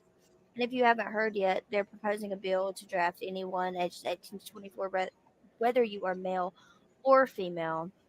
So this is my proposed solution. We're going to reverse their asses. Remember how last June they overturned Roe versus Wade? If that bill passes, go get pregnant. Go get fucking pregnant. They can't make you have an abortion and they can't draft a pregnant woman. Go get fucking pregnant. And if you're sitting there right now and you're saying, well, I'm not ready to be a mom. Are you ready to be a soldier? Are you? Because if you go over there and she make a good point. That's a clever one. I didn't see that one. I was like, I gotta share that video. That's good. That's fucking clever. Because they can't draft a pregnant woman. You can't. That was good, because that's a much better gig too. And even for the men, that's a much better gig if they choose, that over becoming the soldier. You know what I'm saying?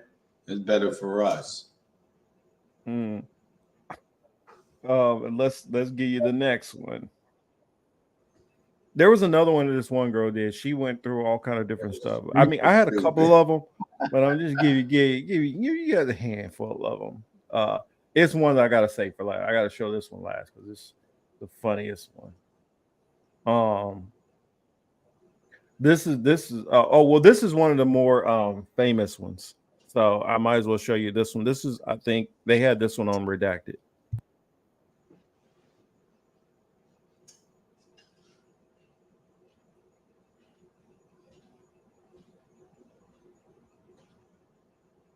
No, we're not. And you know why I know that? Because we're just going to say no.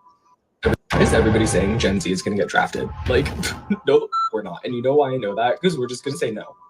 Like, how are they going to actually force us to get up and go to work? We have things to do nowadays.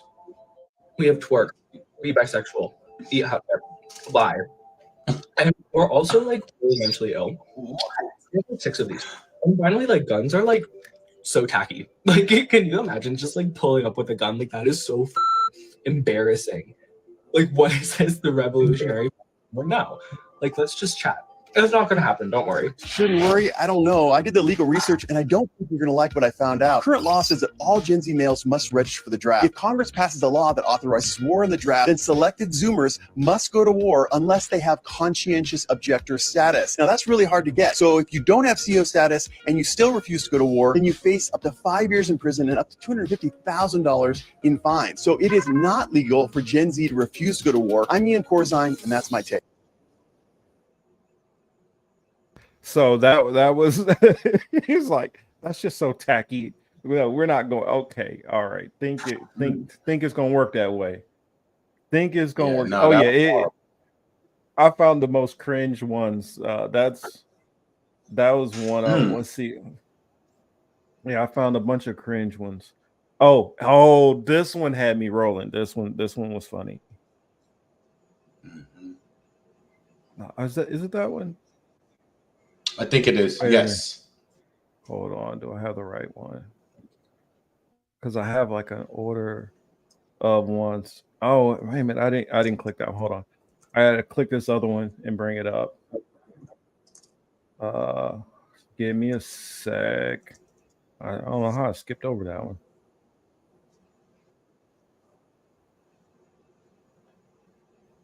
How are they going to actually?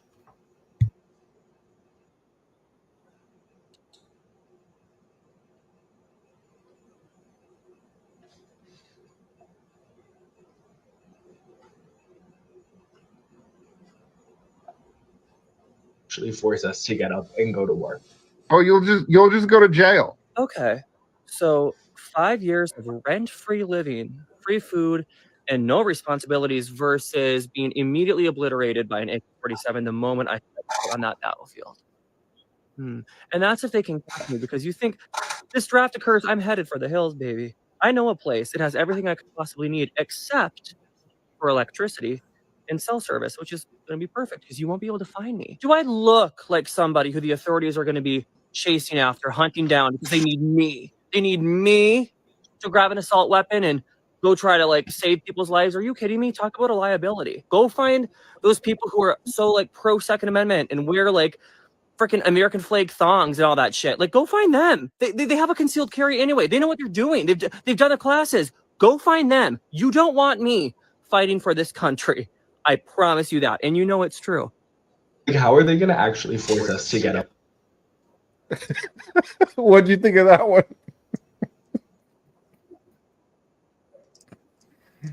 Oh my goodness. I mean, gay people are funny when they cooking like that, right? So that's Yeah. when they get spicy like that, they get very spicy. Yeah. When they get extra spicy. Oh man, it's another one. I'll just honorable mention. I'll mention hers. She's doing like a little makeup tutorial, and she was like, "Well, actually, I'll tell you. I'll tell you what she says after this other one, because for those yep, women getting pregnant and men going gay. Hey, Allie is in the building. What's up, Allie? Giving you. Let's see. Where's the next one? Where is the next one? Oh, here we go.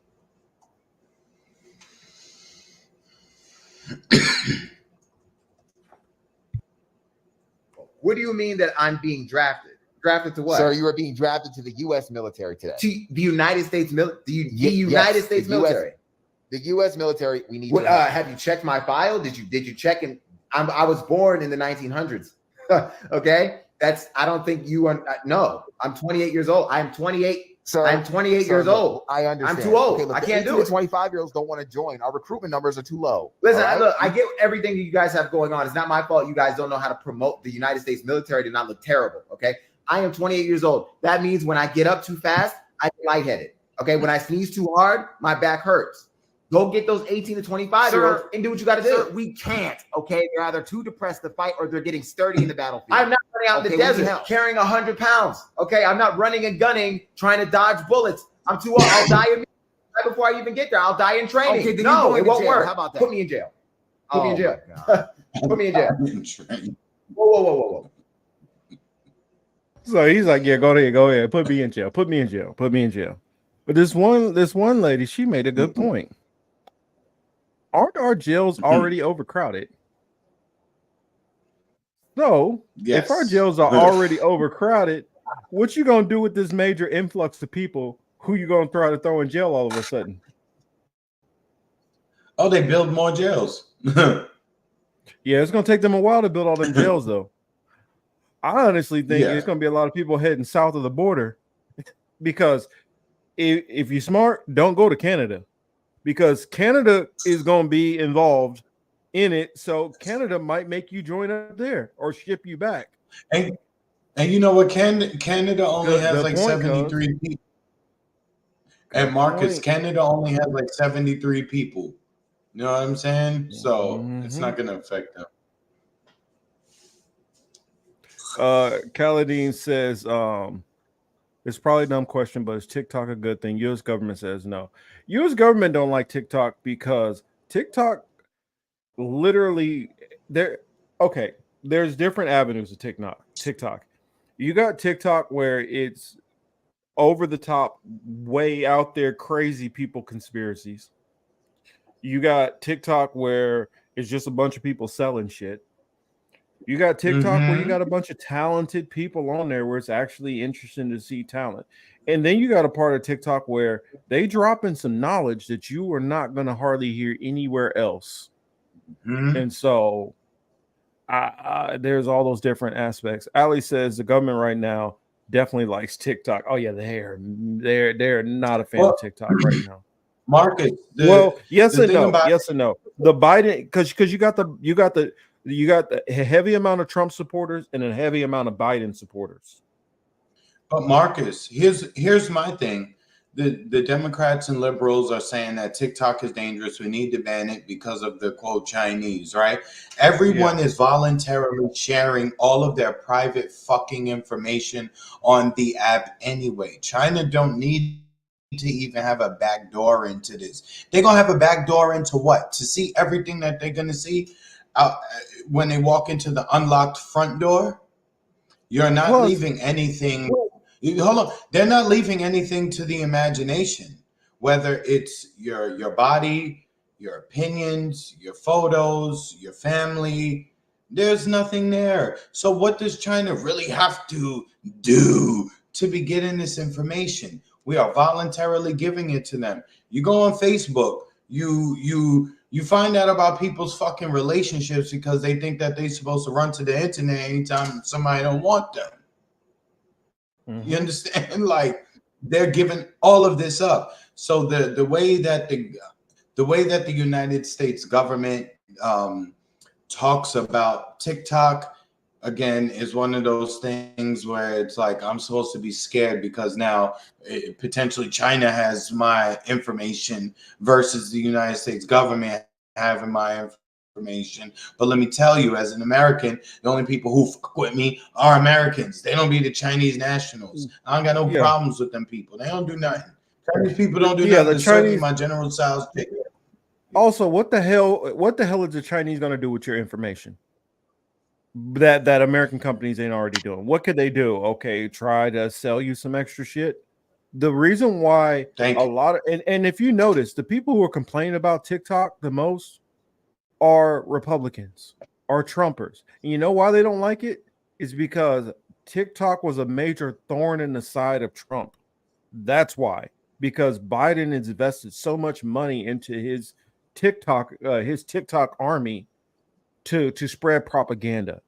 And that's the only reason why they don't like it, because it helps Biden. And so they're gonna make it.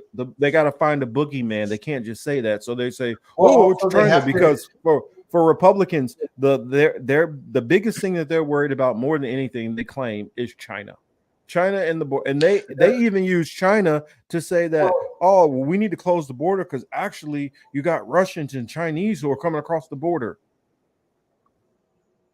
Well, Marcus, it's the same thing, right? So while the Democrats are screaming Russia and Russia and Russia, the other side of the bird is screaming China, China, China.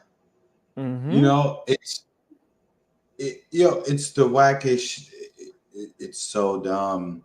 I'm saying that's why sometimes I just roll up and laugh at this shit. You know what I'm saying?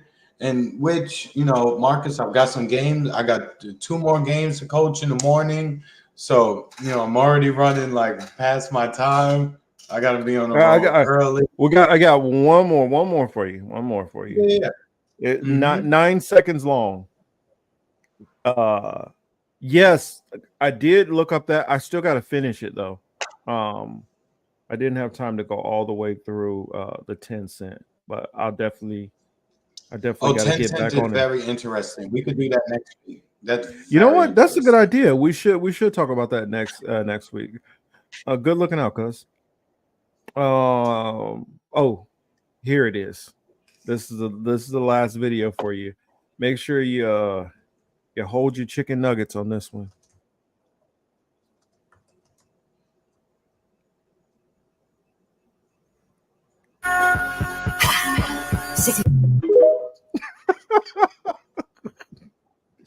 Do that one more time.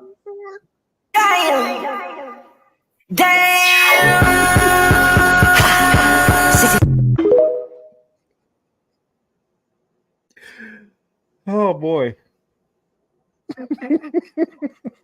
Yo, TikTok is a Marcus, crazy place, I man. tell you. Yo, Marcus, what is it about those people and the gay humor, the butt humor, the dick humor? Look, I went to an all-boys Catholic high school. One of the jokes these white boys to get off on all these kids was, what's the capital of Bangkok? I mean, what's the capital of Thailand? And you'd be sitting there, you'd say Bangkok, and they would be just hitting each other all in their dick. And we would look at each other like, dog, don't ever play with me like that. But that's the kind of shit they do. Oh, forgot. I got one more. I got one more for you. I got one more. Streets is stupid. I think Streets won tonight. It said that went from I got your back to I got your butt. Pause. These people kill me on TikTok. Oh, and this, of course, got to represent the demographic right here. And being drafted for the military? Ew. Wait, who's gonna be there? Everyone? Okay, get a new one. What are we wearing? Camo? You're kidding. I'm not going unless I can wear my Juicy Couture tracksuit. What's the parking situation like? I can't parallel park. Is there gonna be a nail tech? I need a fill. Can we at least crop our uniforms? Is there gonna be a charcuterie board? I'm not like that hungry, but I could go for a snack. Is there gonna be Starbucks? No? You don't understand. I will die if I can't have an iced green tea matcha latte with 2 pumps of vanilla.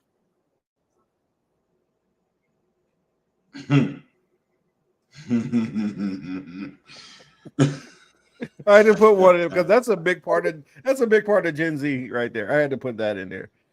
It is. Yo, look, I hope Gen Z never has to do anything physical, bro. Because Lord, This is they are probably the weakest generation and most mentally disturbed generation. Yo, so Marcus, I primarily coach, and this will be the last thing before we get out of here. We're leaving on some light. I primarily coach like 15, 14, 13, right?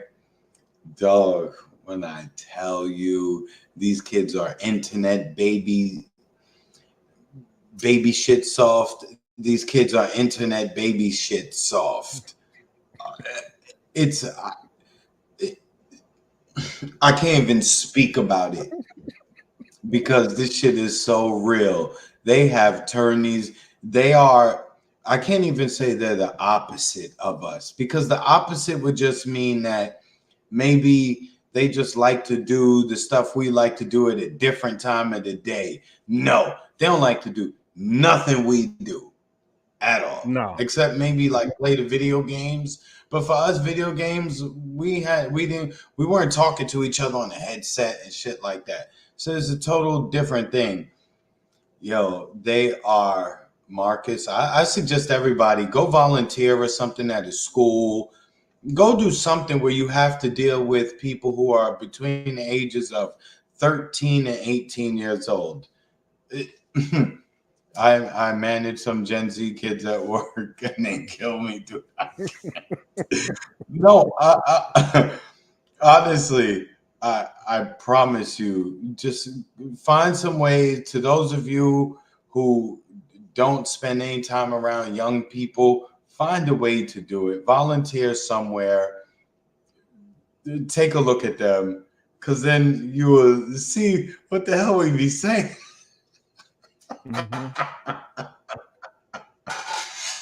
Marcus, we're in the basketball gym, right?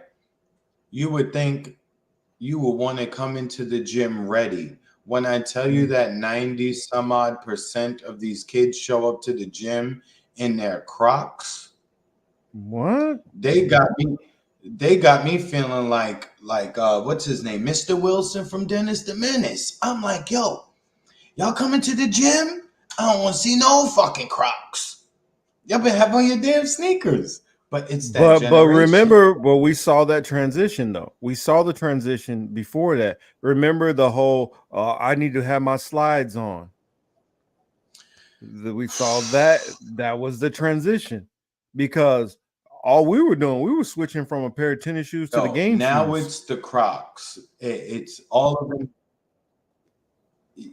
Yo, it's the Crocs, kid, and they love it, and it's every kid. It doesn't matter. Finances don't matter. Where you live don't matter. No, it's just the age thing.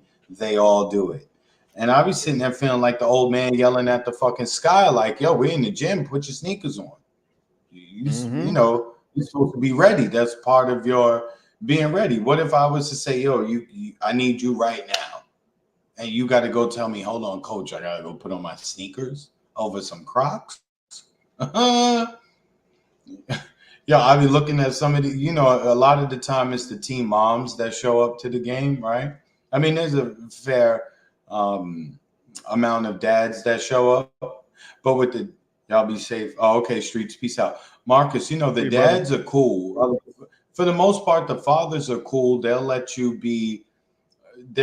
handle their kids how you need to handle their kids, as long as it's not out of pocket or too disrespectful.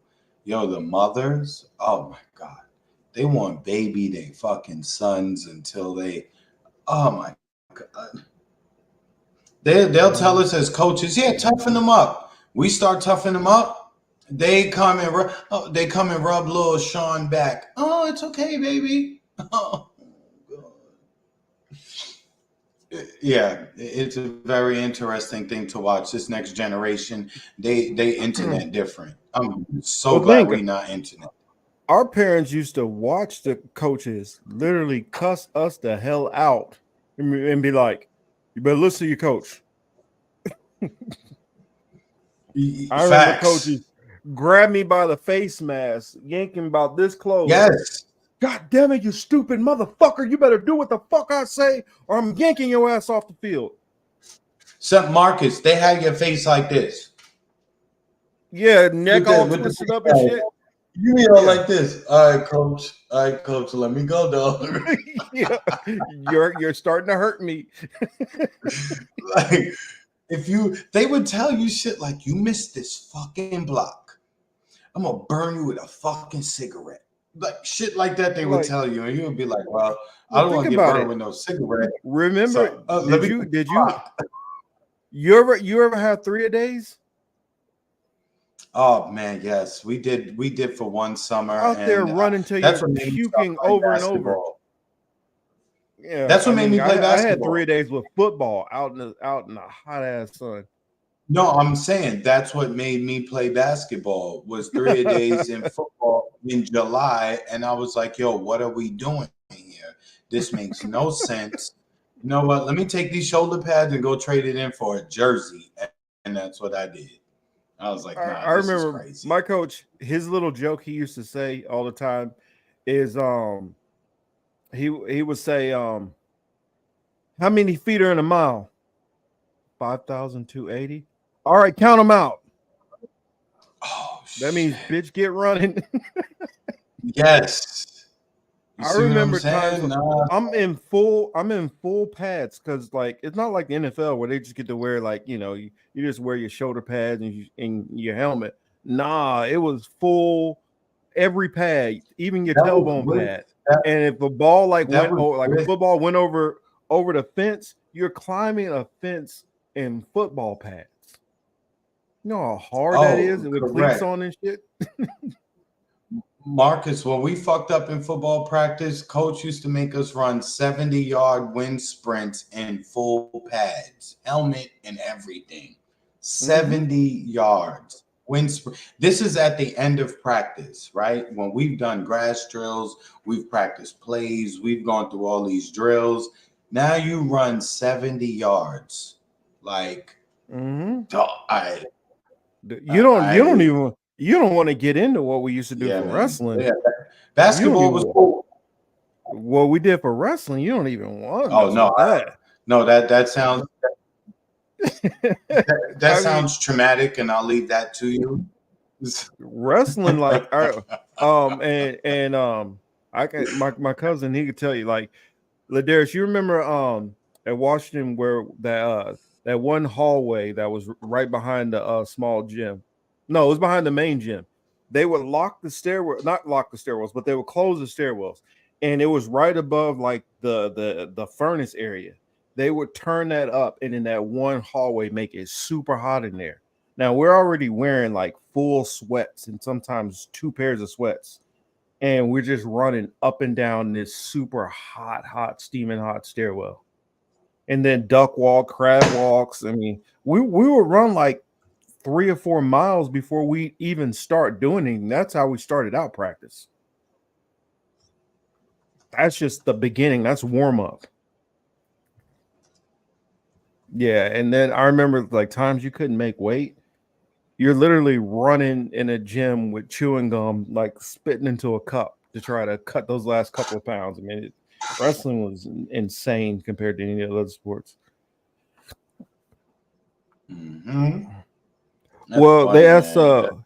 Shadow asked he just said that he's gonna take a break away from doing commenting for a while. So that's what happened to Shadow. I mean, I still have his number. I can always call him up and see if I can, get him to come back. But I don't know. I doubt it.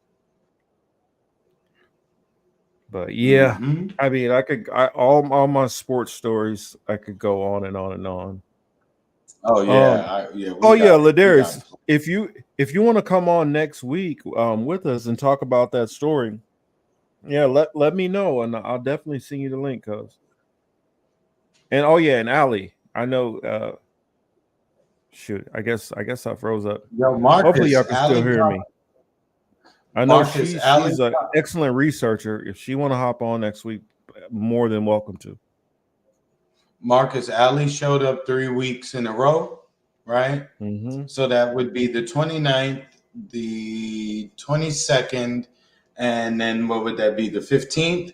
Everybody go play them numbers in some combination. 15, 22, 29. Play them numbers in some combination. They got to bring you something. Even if it's a free ticket, you got one. Oh yeah, and I have an interview tomorrow. It will be on Rockfin. So for those Rockfin people only, you guys will be the only ones that'll be able to see it. I'm going on What Is Truth podcast. So Okay. I will make sure to tweet it out before I go on. Oh. It'll be on the Pacific, it'll be 9 a.m. So I guess 12 for those on the East Coast. Oh, Marcus, next week, I'll be in New York. I'll try to make the show, but I don't know. I'm going to the New York Marathon next week. Mm-hmm. Because my brother's running and he asked me to be. Oh at yeah, the yeah, I finish remember line. that. Yeah, so I'm going up to. I'm taking a trip up to New York City. Next weekend. Let us And it know look how like it is. I mean, I heard it's Oh, going yeah. crazy up there lately. I mean, 200 people got arrested in the protest up there. Yeah, it's wild. I mean, because like I said, 90 some odd % of my family still is in New York City. You know what I mean? In one of the 4 boroughs, because we don't consider Staten Island, but we got people in all 4 boroughs. Wow. If we I don't consider understand Staten Island. You leave Staten Island for the more Jersey Shore types. Yeah, it's a different energy over there in Staten Island. You know, they don't tan as well as we do. I'll leave it at that. I know a little something. Yeah, I'm just saying we 10 different in the 4 boroughs. Staten Island is a little different. I'm just saying they Even like though to be among. Harlem has kind of changed. Oh Harlem's yeah. changed, and well, even parts of Brooklyn, they got gentrified also. Well, I told you, look, all my peeps, I got peeps in Bed-Stuy, right? East New York, right? Yeah. If anybody knows anything, It's kind of about funny. Of Brooklyn, all places where a lot of black people live in Brooklyn, it would be a if you place know called anything about Bed-Stuy, Bedford East New York, Stuyvesant. if you know anything about them places, you know that was just never a place you saw white folk. If you go there today, you see white folk. For those of us who grew up there and haven't been there and you see it, it is really alarming to you. It really is like a culture shock moment. Like, yo, wait a second, what's going on, son? Like, what is this? I don't know. Yo, son, it's really good. It's the same thing happen. It's the same thing out here. It's the same thing happen out here. They're starting to gentrify Compton. Oh, really? Yeah, you're starting to have white people putting up fancy stuff in Compton. Oh, wow. But that's what happened like in Chicago. Allie can confirm this. What they did down where South Side where Cabrini Green was at. Oh yeah, Cabrini Green. I do know that. Oh, I do yeah. know about Cabrini Green. I was in boot camp when it was still Cabrini Green. Got you. See, I heard about I know. Cabrini Green. I heard about Cabrini Green from that singer from Chicago. Not too many people know about him. His name is Robert. Last name is like Kelly or something like that. Like I learned about a lot about Cabrini Green. Yo, do you still listen to R. Kelly or no? Man, I don't let none of that stuff stop me from listening to people.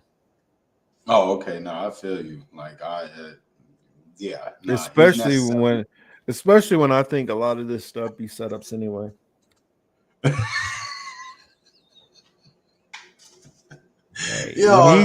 When he said age ain't nothing but a number, I mean, you guys are just reading too much into that.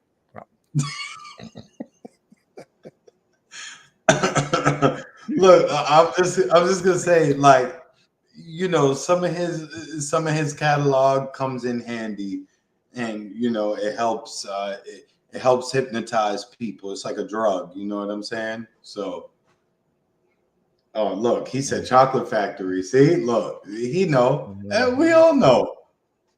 Look, my son, my youngest son, my 15-year-old found Usher, right? I mean, like he's real. Marcus really listening to Usher, right? The best one was 8701 though. Oh, he's killing that album. My 15-year-old 8701 was the album. My 15-year-old has been on that heavy, and then I had to tell him. I said, "Yo, I know you like Usher, but there's somebody else in the R&B space who is like bigger than Usher, who got more hits than Usher." And he knew who I was talking about because they know they dad, right? Yeah. So we were in the car driving. I started playing hits, and next thing you know, we get in the car. He's like, "Can I have the Bluetooth? Can I have the Bluetooth?" All right, go ahead, man. All of a sudden, I hear Kels. I'm like, oh shit! Like obviously I'm poisoning my children. I'm not the best father figure in the world, but it is what it is. Oh, don't worry. Anyway, man, I'm done, man. When I come down there, I'm gonna throw a little bit more his way. I'm gonna throw some mint condition there. I'm gonna throw some. That too. Yes. Throw some LSG, some Levert in there for him. I'm gonna throw some Joe in there. I used to stay up to record to catch LSG My Body when it first dropped because that shit was fire. Yep, I'm done. Oh, finally now I came unfrozen. But yeah, it's so many people. You remember that song? Was it Jesse? The song "You"? Oh, now. Yeah. I know exactly what you're talking. The funny song.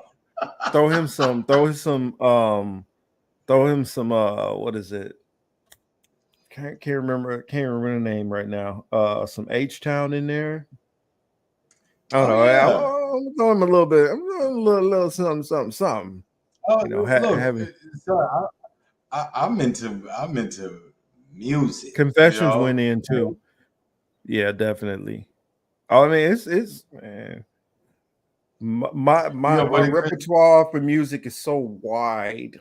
I listen to so many different stuff. I could be listening to that to skip over to some Birdland with Charlie Parker and switch over to a little bit of bossa nova. You don't even know about bossa nova.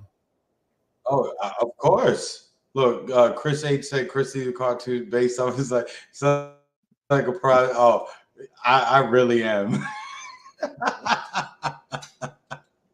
I really am. Look, me and my son were in the mall. The mall near here is an open air mall, right? Like, it's all outside. And we were walking there last weekend. And I said, remember we used to walk this 2 years ago, what you were doing? And he looks at me and he says, what? I said, remember you were telling me, Dad, no, stop. No, don't. Shh, stay quiet. Please, no, stop. Because that's when I was running through the mall saying, look at all these idiots in the COVID mask. I was telling Mark. I was telling Mark. I thought Yonina was saying something else. I saw curls.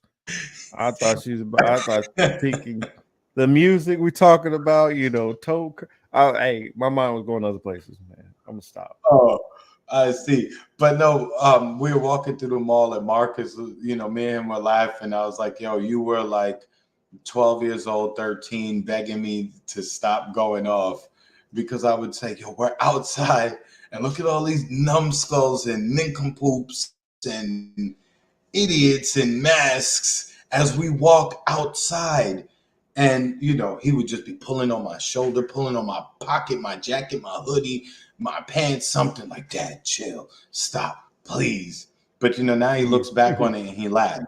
He was like, we were really the only people not doing that. I'm like, I know, like I tried to tell you, but, yeah, I'm not really a good father in case you guys didn't realize it, but I'm just out here trying. Yeah, cartoon off his life. Not mine. Mine would be boring. Actually, no, my life it would probably be some kind of weird espionage flick instead. Mm-hmm. Yo, I asked the kids today. While we were, there was the point guard was kind of really muscling our boys today. So at the end of the game, we had won the game, right? So after the game, I had said I got all the kids, their parents are there too. And I was like, yo, don't y'all have fucking balls? And they're like, huh, coach? I said, don't you have fucking huevos? The things that, swing underneath your joint? Like, you can't let nobody just muscle you like that. You gotta stand up, whatever. Let me tell you, all of the parents are like, thank you. Man, I used to, and granted, depending on the ref, you get a charge for this these days. But like, especially I'd be posted up and I call for the ball or whatever. Man, I'm bringing, and at the same time, that leg swing like I'm swinging a door open. Yeah, I'm going to. I mean, our coaches used to like have us do layup drills with the bags. He would have the bags and like hit us with the bags as we're doing layups, so we get used to the contact. Yeah, correct. Facts. That's what we used to do. I don't know about that old school stuff. Exactly, guys. I'm out of here. I will talk to you guys later. Oh, well, what did Chris H say? Hold on. No, Marcus would make for a really interesting material for a cartoon character. Marcus would be Huey Freeman crossed with Morpheus. Oh, that's fire. That's actually fire. Because Huey is my man from the Boondocks. Huey's my guy.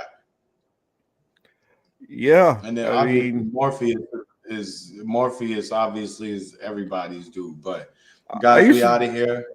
Yeah, walking contradiction. No, you used to. No, I used to tell people all the time I'm kind of a walking contradiction. There's so many things about I'm mild and calm at the same. I'm mild and calm, but hyped at the same time. It'll make no damn sense.